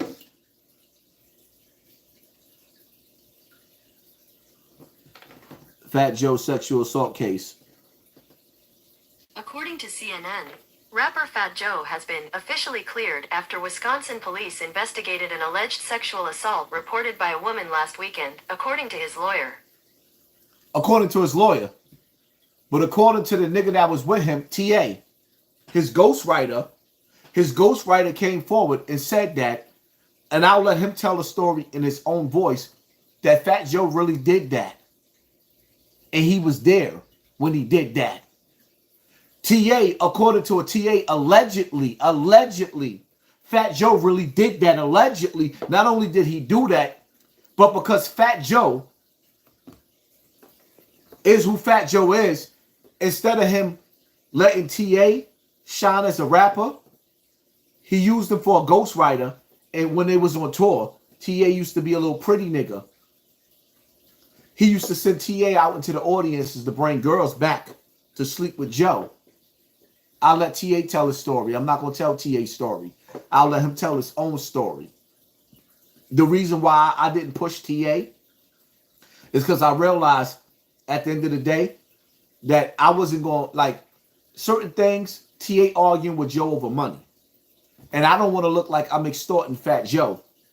And have Africa Bambaataa also look like niggas is trying to extort him, because niggas really did try to extort Bambaataa. They really are trying to extort Bambaataa. Let me put that out there. Because Africa Bambaataa is the monster that he is. The niggas around him, Mr. Biggs, a piece of shit. Mickey Benson, a piece of shit. All of the names, I can name all of those names. They know that Africa Bambaataa is a child predator. So you know what they do? They try to extort him. And they do extort him. That's why you see Africa Bambaataa standing there taking a picture with Ron. Why would Africa Bambaataa want to take a picture with Ron Savage? Why would he want to do that? After he destroyed his whole name and his whole nation, why would he want to take a picture with Ronald Savage? Do you Zulu niggas think about the shit that y'all doing? Y'all think I'm going to go back and forth with y'all puppet? The same nigga that I chased out of the park in Katota Park and he had a gun on his waist? Now y'all think y'all going to line B Stinger up with some police officers and I'm going to go outside and chase him down while he got live officers standing next to him and they gun me down? And I look like this whole Africa Bambaataa. No, I'm not chasing Beast. I'm not even mentioning that nigga no more. And Beast nigga, please, Ron Savage, please stop tagging me. When I search my name, if I stole your life, you know the life that you recanted, I never recanted that life. Stop tagging me. I don't want to see your face when I search my name, my nigga. Please stop. Could you please stop tagging me? Could you please stop tagging me? I don't want to see your face when I search my name. Because I'm going to die with dignity. When my kids look at their father, they're going to say, my father stood tall. When your kids look at you, they're going to see a bitch-ass nigga. Back to you, Fat Joe. Right? So he hasn't got locked up. I haven't seen that, but I heard the rumors of people saying that. Joe, you ain't got locked up neither. And I can see why a female would accuse you of touching her inappropriate with your ooh, ooh, ah. Steady, are you ready? Are you ready? Listen, I'm gonna tell y'all, if y'all want me to rock out on this live, because I'm not gonna get paid for this live, unless y'all hit the Cash App up, Super Chat up, hit that like button, so we can groove to this bitch. Because I might have to take this live down. I don't know. But we here, right? We here, right? Hit that motherfucking like button. Because I'm going to make y'all feel this shit.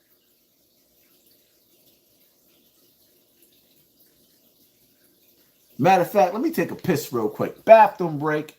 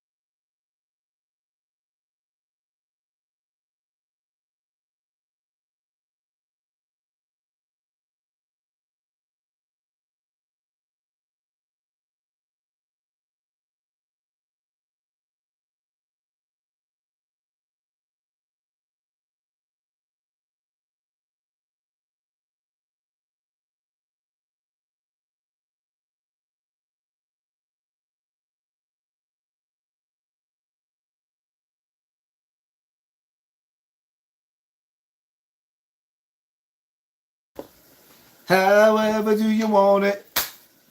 However do you need it? Ooh. Steady, are you ready?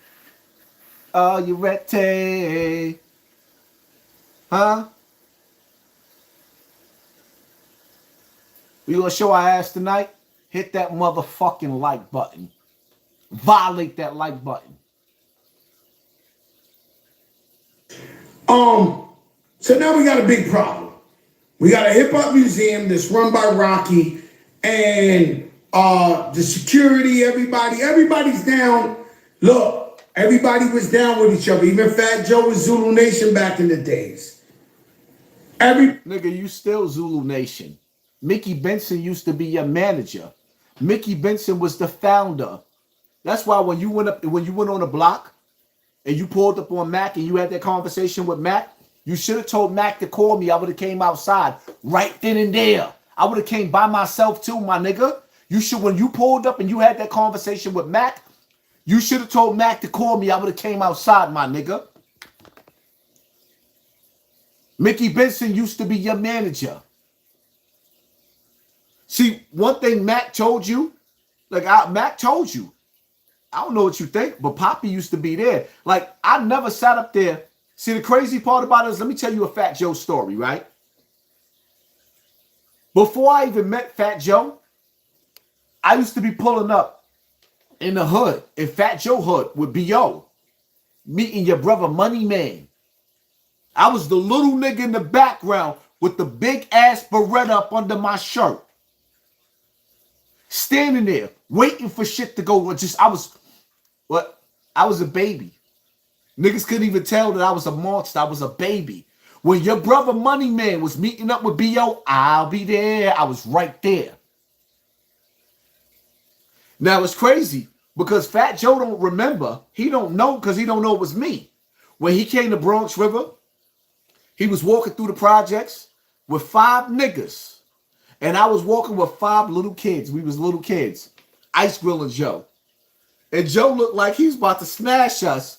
And we all went to go pulling. In fact, Bambada came running out the center and jumped in the middle and stopped it right in the middle of the projects. And I'm not going to sit up there and lie. Fat Joe went up under his shirt. He had 5 niggas with him coming into the center to the party, the jam that Bam had. And I had 5 niggas with me. We just looking to rob Fat Joe. And Joe didn't back down. Bam came outside, it would have been ugly. Joe did not back down. I will not lie to y'all. I tried to rob mad rappers coming through Bronx River until I realized I was going to get in trouble because B.O. was going to get on my neck. That was my big homie. That was my big homie of big homies, B.O. And I was stupid. See, sometimes I wish I didn't have kids and a beautiful wife to take care of. Because then I could be the animal that I used to be. With no regrets and no remorse. When you got children, it cripples you. Because a grown man don't want to be in jail trying to figure out why. Why me? Why did I lose my children? They need me. That's what it's really all about. Because sometimes I wish I could just turn this fucking switch off and turn that switch on. Like, I ain't scared of you niggas. Huh? You ain't watched that movie with Wesley Snipes? And his brother? When his brother went in the bar after he killed his father? He said, Gus,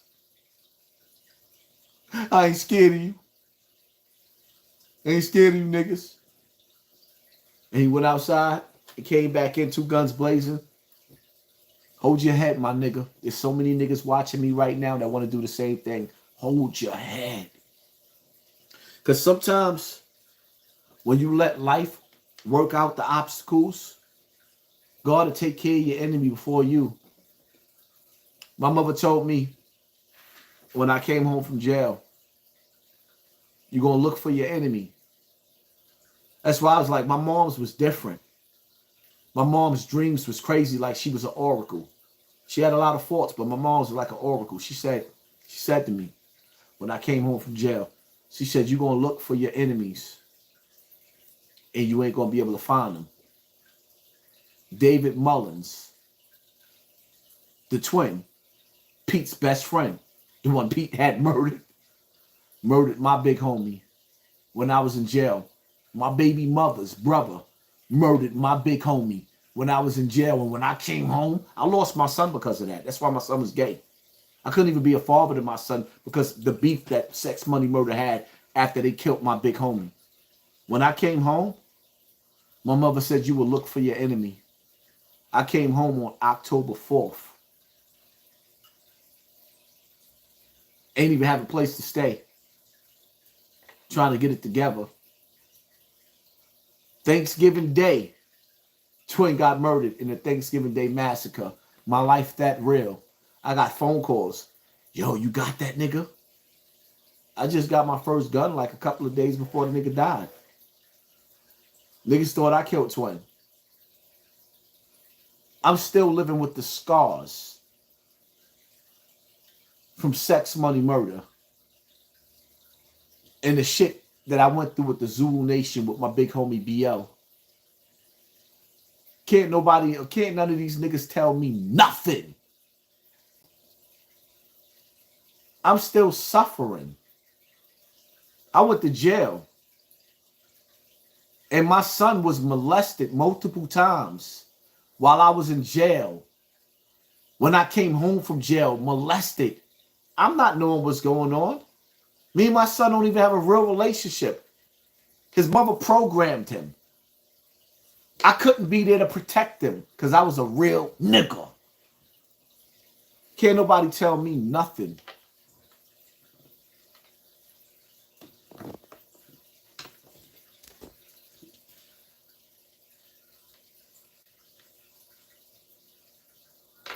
Was down with each other. So a lot of the people that are trying to preserve the culture at the museum are either really, really tight with Bad Bada or were very tight with him. I'm talking about everybody. I'm talking about Ahmed. I'm talking about LG. I'm talking about Mickey Benson. I'm talking about Ahmed, Africa Bambaata's roommate / manager / leader of the Zulu Nation, founder of the Zulu Nation. Bam, room was right here. Ahmed's room was right here. All the little boys that Bam was touching was right here. Ahmed was sleeping the next door watching it. And see, when Ahmed be trying to sit up there and say, I never saw none of this. Ahmed, you never let your child inside your house. Ahmed's son has never been inside that apartment. When you hear our Fat Joe say LG, LG was the one that I told the internet that Africa Bambaataa made me watch him suck his dick. And then Sugar Ray, Born, yeah, that killer nigga, he reached out to me to say, no, don't say that, don't say that. Because he wanted me to save LG. Sugar Ray, you know that get busy nigga that never killed nobody when B.O. died? You know Sugar Ray? Born, the nigga that, the reason why me and Agard fell out? The illest nigga in Nebraska that started driving a school bus that didn't kill nobody because you wasn't Zulu when I was Zulu.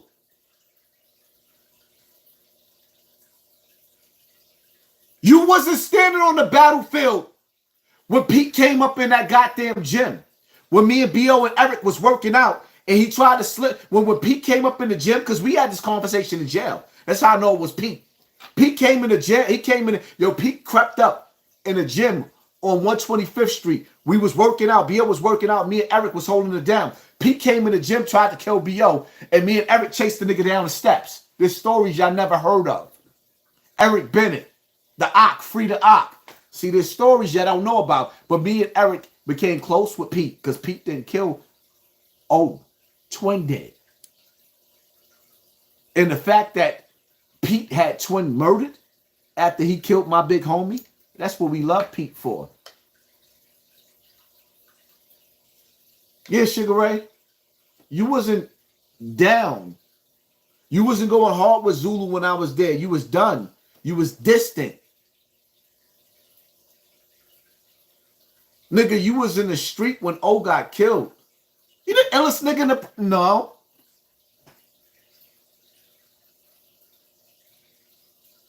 Showbiz don't even respect you. Me and Show had a conversation.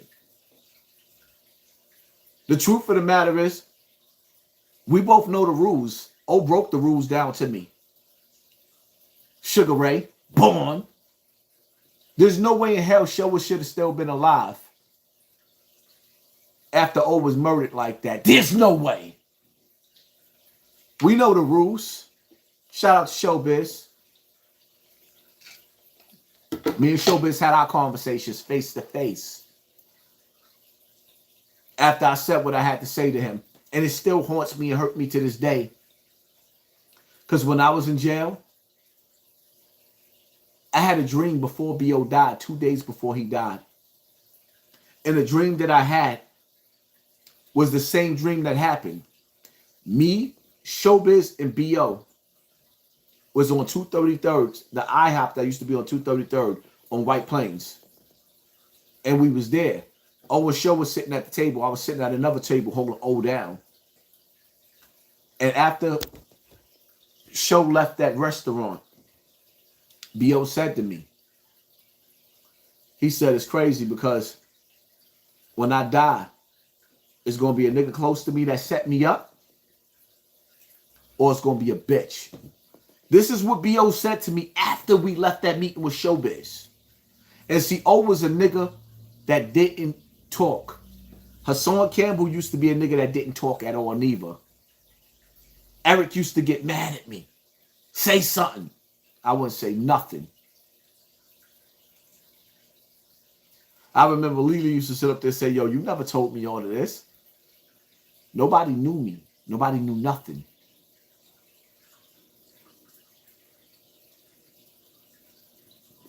When I was in jail, 2 days before O got murdered, I had the same dream, identical dream that happened.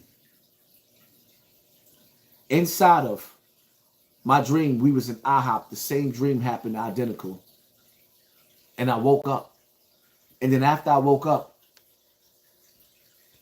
I got on the phone. And I called my mother on the phone. But when she told me, she was like, she said B.O. got murdered and Showbiz got murdered too. And I just went ballistic because regardless of what, Showbiz didn't know me like that. He saw me. But I love Showbiz to death. Showbiz and AG, that's the family right there. So to be in jail and not know, well, but nigga, I love Showbiz. I didn't know if Showbiz had anything to do with my big homie's death. And even, like, there's certain things that I won't talk about. Maybe I will. In my book. Maybe I'll never get a chance to write my book because it's too painful. Notice I ain't write my book yet. It's too painful. Because shit is real. But back to you, Joe. They got everybody at YouTube watching us right now, pulling them numbers down. Everybody. Fat Joe was down with Zulu Nation. Okay? Everybody. This ain't no okay. This ain't, you know, I'm just saying everybody knew each other, right? And was down with each other, right? So now there's people saying, yo, let's stop the hip hop museum because these guys are cool with Bambaataa. These guys are this and this and this and this and that. Now we got the idea of, all right, do you stop the preserving of hip hop culture, the hip hop museum that people invested their whole lives into and gave up millions of dollars and went all out to get it done, to make the Bronx a destination across the country, to this, and that, because this man might have did some ugly shit that we haven't proven yet. But because people that are involved with the museum know him or are cool with him or haven't denounced him, they're starting to start the, you know, I'm going to City Hall, I got a complaint, I got a this. What will happen is, what always happens, say shut the whole shit down, because these people saying, yo, I don't want Bambaataa, his picture in there, I don't want him this, he did this and this and that. You stop the museum. You mean the same museum with Cutman LG? The same museum with Mickey Benson? The same museum with the whole Zulu Nation? The same museum that Africa Bambaataa bought, paid for, and sponsored? That museum, Fat Joe? Because if nobody's going to defend me, I'm going to defend myself. And if the niggas that's supposed to be surrounding me is going to play pussy, then fuck you. I stand on my own. I don't give a fuck who take it personal. The eyes stay red. Yo, me and Pistol had a saying.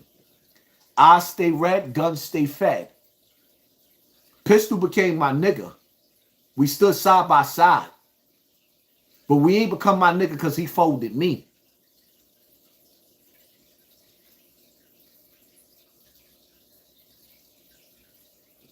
And this is why whenever people that look like us, speak like us, come from where we come from, try to do something, we shut it down. You shut it down because y'all was trying to fuck children.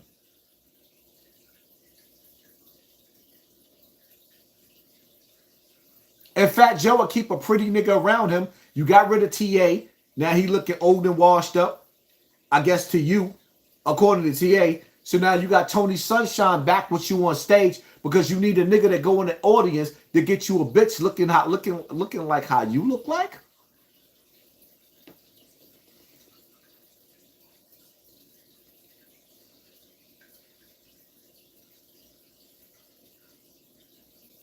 And the reason why I tell y'all to hit the like button is because they flagging the shit out of this video right here. Y'all got to balance it out with the like button. Please save this channel. Why y'all think I don't even go live or post videos no more? Because y'all got to act like y'all want to keep me where I'm supposed to be.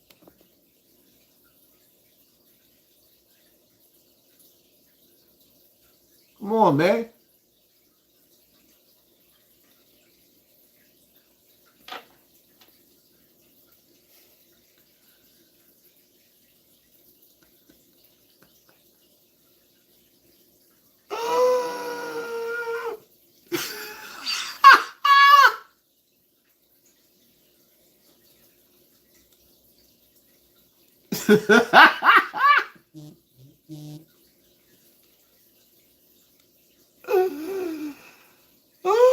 Hold on. Yo. Nah.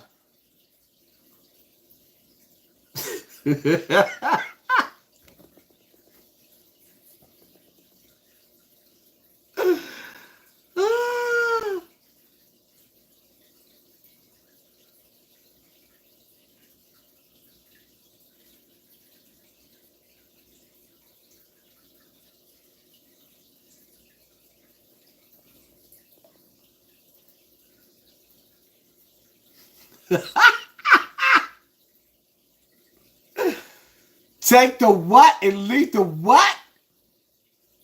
My milkshake brings all the boys to the yard and they like it's better than yours. That's like, you ever heard that Khalees song? My milk break brings all the boys to the yard. Like, yo, give me some milk.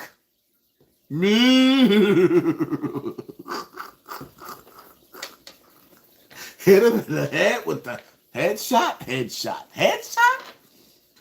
Woo!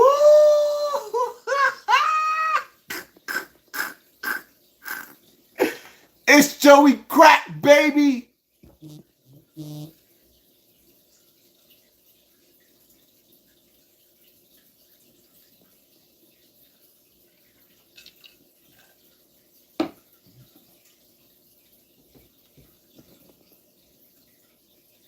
Got milk, Joe?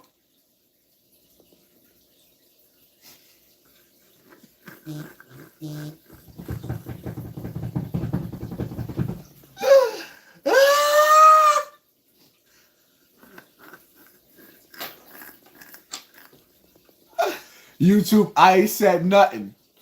Yo, I swear to God, I can't even get a word out of my mouth. Milk!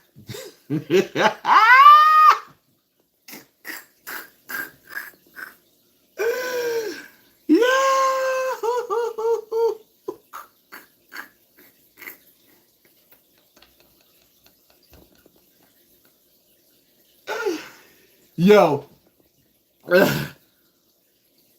Yo.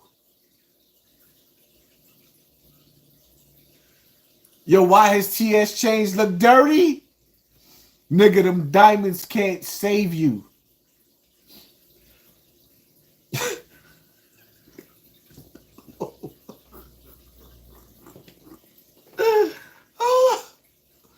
The nigga Gotham. The nigga Gotham said Fat Joe looked like a tooth cavity. The comment section. Oh my God. Let's get to the comment section. That's like, yo, I don't even understand. Oh, man. The comment section. Nigga said he looked like a porter.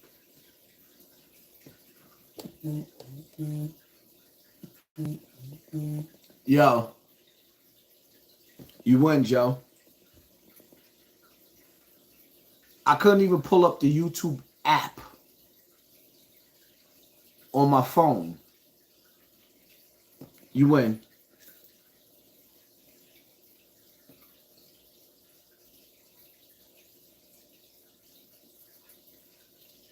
Have y'all ever seen anything like this? I couldn't even pull up my YouTube app on this device. I couldn't even pull up. And I swear by Almighty God, the lawyers that I'm going to pay for and the lawsuit that I'm going to get behind this one right here, because I'm going to push back.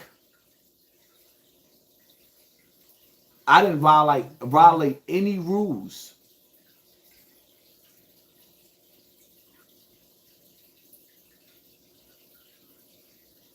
I couldn't even pull up the app on YouTube because the shit that I'm saying is so real, so true, and so powerful that yo, what they doing behind the scenes, that's why I keep telling y'all gotta hit the like button. Because they want y'all to believe that Poppy from Bronx River ain't that nigga. That Hassan Campbell ain't been through some shit. I'm giving y'all history. And I'm touching so many angles with real shit. And niggas don't like it.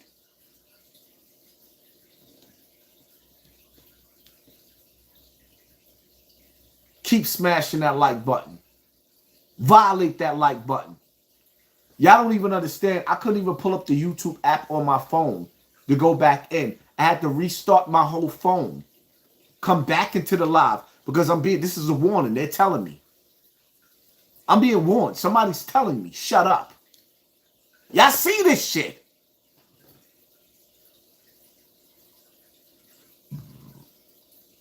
So what I'm going to do is, instead of me sitting up there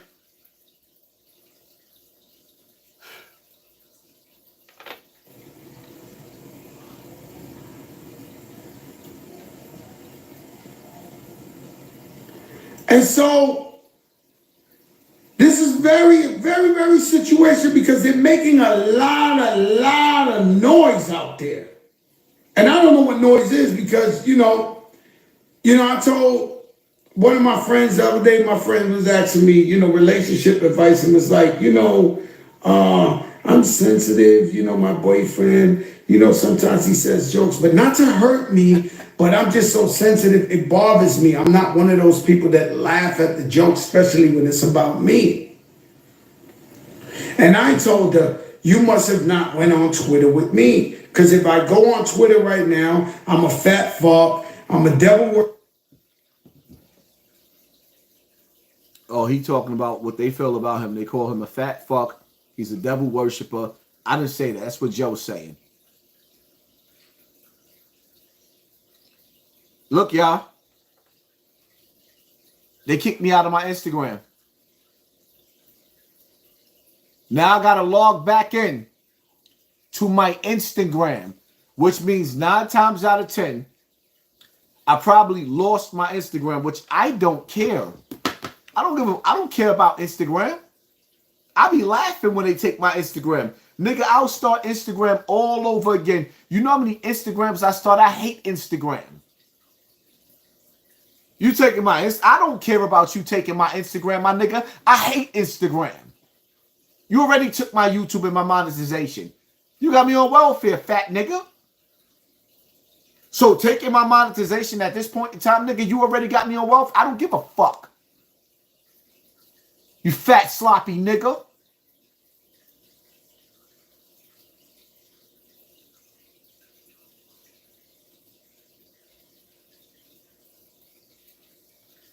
So it's crazy because I could still see my Instagram from my Snotbox TV. Anybody who watches me, make sure y'all go over to Snotbox TV. See? This is me, Snotbox TV. 9 times out of 10, Joe got my Instagram hit. I don't care. He just tried to get my YouTube hit. I couldn't even get back into my YouTube. They still might take my monetization. Whatever. I'm not going to back down, you fat nasty nigga. But I'm going to tell you something. You let me lose my monetization, and we're going to take this over to the street level, my nigga. Watch and see. You think niggas going to be running around outside? Screaming TS and I can't feed my family? Watch and see, my nigga. Watch and see. I'll hit some of my niggas to hit your niggas, my nigga. Watch and see. Take food out of my mouth again and watch and see, my nigga. Take food out of my mouth again, my nigga, and watch and see. And we're going to see just how strong your strongest soldiers is. Watch and see. Me coming home to my family not being able to feed them again because you want to play, we'll see. We'll see if niggas stand on the block like that again. We'll see. We'll see. We will see. We will see.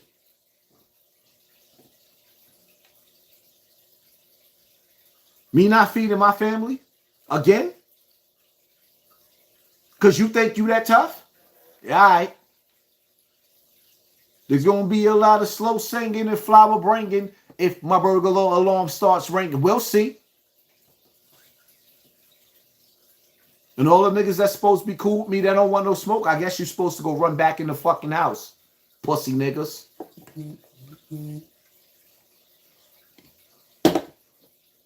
Let me not feed my family again. I refuse to come home a failure, my nigga. Because the simple thing to do is to sit down and have a sit down with me. Not have niggas flag my accounts. All you had to do was have a sit down with me. Why you having niggas flag my accounts, Joe? You think people, you think niggas don't know that that's you?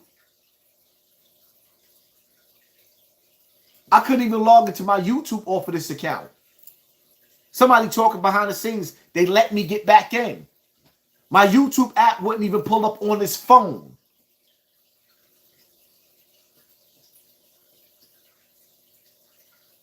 If y'all support me, make sure y'all go over to patreon.com and support me. Patreon.com, Hassan Campbell. Make sure y'all go support me on Rumble. Your mother looked the same. Get your ass up out of here.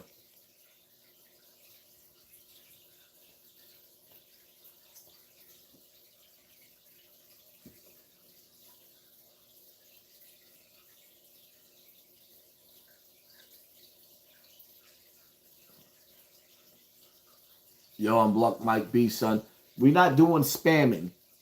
We're not going to violate rules. I done told you before. When you got people complaining to me about what you doing, I allow you to be a mod. We're not playing them games. I already done got a Dear John letter for I'm not playing games with niggas. Respect my brand. If you spamming, you ain't reading the fucking comment section. Then I'm getting sick and tired of people becoming my mods. And then the people that's donating to me and support me on this fucking channel is getting blocked out. Now I gotta wait to get another laptop to release everybody that's been blocked off of this channel, because most of the people that's been blocked off this channel has been people that's been supporting me and monetizing and giving me super chats. We're not playing this game. You sit up there, you got, and I'm telling you, channels, watch your mods. Some of these niggas is district attorneys. Some of these niggas is haters. You'll get a nigga that'll sit up there and give you a donation like they're your mod. And as soon as you put them as a fucking mod, they'll start blocking everybody else that's donating to you.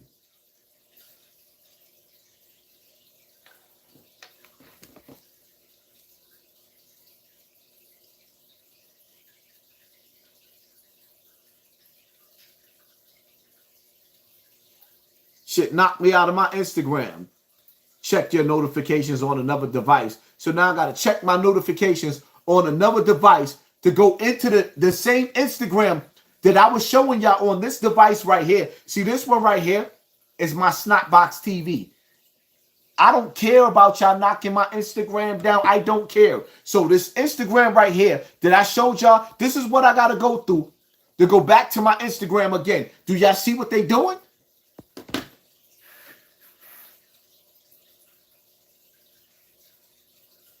Yeah, they flagging me hard. Hit the like button. What are we sitting up here for?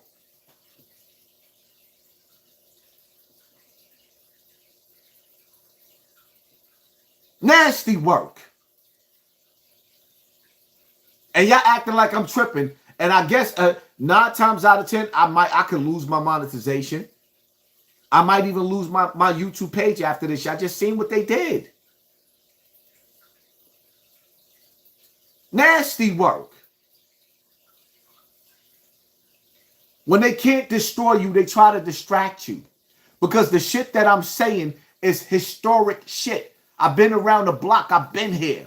You know how many people really watching me? Y'all really think that there's only 2,700 people watching me in this building? Y'all really believe that?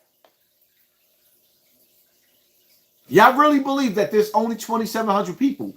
When I showed y'all how the numbers jumped up to the 4,000s, but they never gonna let you see because you got all other channels. I'm not even saying niggas' channels names no more. That reached out to me, act like they was cool to me, but they really sit up there using these technicians trying to lower my numbers because I ain't been posting, so they stopped watching because I looked like I fell off, so they wasn't watching. But now they back watching and know we can't let this nigga numbers get to 10,000. I done had 30,000 people watch me already on this platform. The highest amount of people I had watch me was 32,000 people. I've done that already. Oh, wow. Y'all sitting up there saying certain names. I see. I ain't say nothing. Niggas is sabotaging me. Sit up there and make videos making fun about me being shot or talking about me being shot, but won't talk about the bitches that they being accused of raping. They make videos and make it look like I'm a sucker. You make videos about me being shot, but then when I start talking about the bitches that I find out niggas that had allegations, rape allegations, where I know. I sit up there and have me on a platform with all these street niggas and have 5 hours worth of content, but to put up a video with me talking about Jay Prince and breaking down crying, but had so many real street niggas. Well, I ain't gonna call niggas real no more. Cause I ain't seeing no real shit out of these real niggas. All I see out of street niggas is real selfish shit. Niggas pushing their own egos. I made sure every platform I went on, I took another nigga with me. If I went on Queen's Flip, I brought a nigga with me. If I went on Math Hoffa, I brought a nigga with me. If I went on motherfucking academics, I brought a nigga with me. I didn't hog up the limelight by myself. I always brought somebody else with me. Who the fuck else is bringing somebody else with them? Niggas won't even like each other's posters. And they supposed to be quote unquote real niggas. Y'all won't even like other niggas' post. I can't even get in. Matter of fact, let me see something. Yeah, that's ugly. That's mean. Because I'm still in my Instagram on this device right here. But they knocked me out. That only government can do that. They knocked me out of the Instagram that y'all see me under right here. But I'm still under my Instagram under this phone. Only government can do that. So you telling me government protecting that fat nigga? You win.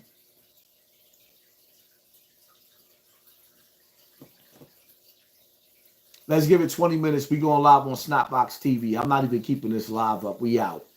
Y'all hit that like button, hit that share button, hit that subscribe button, and pay attention to your circle before they hurt you. I'm getting the warning signs. I hear y'all. I'm out.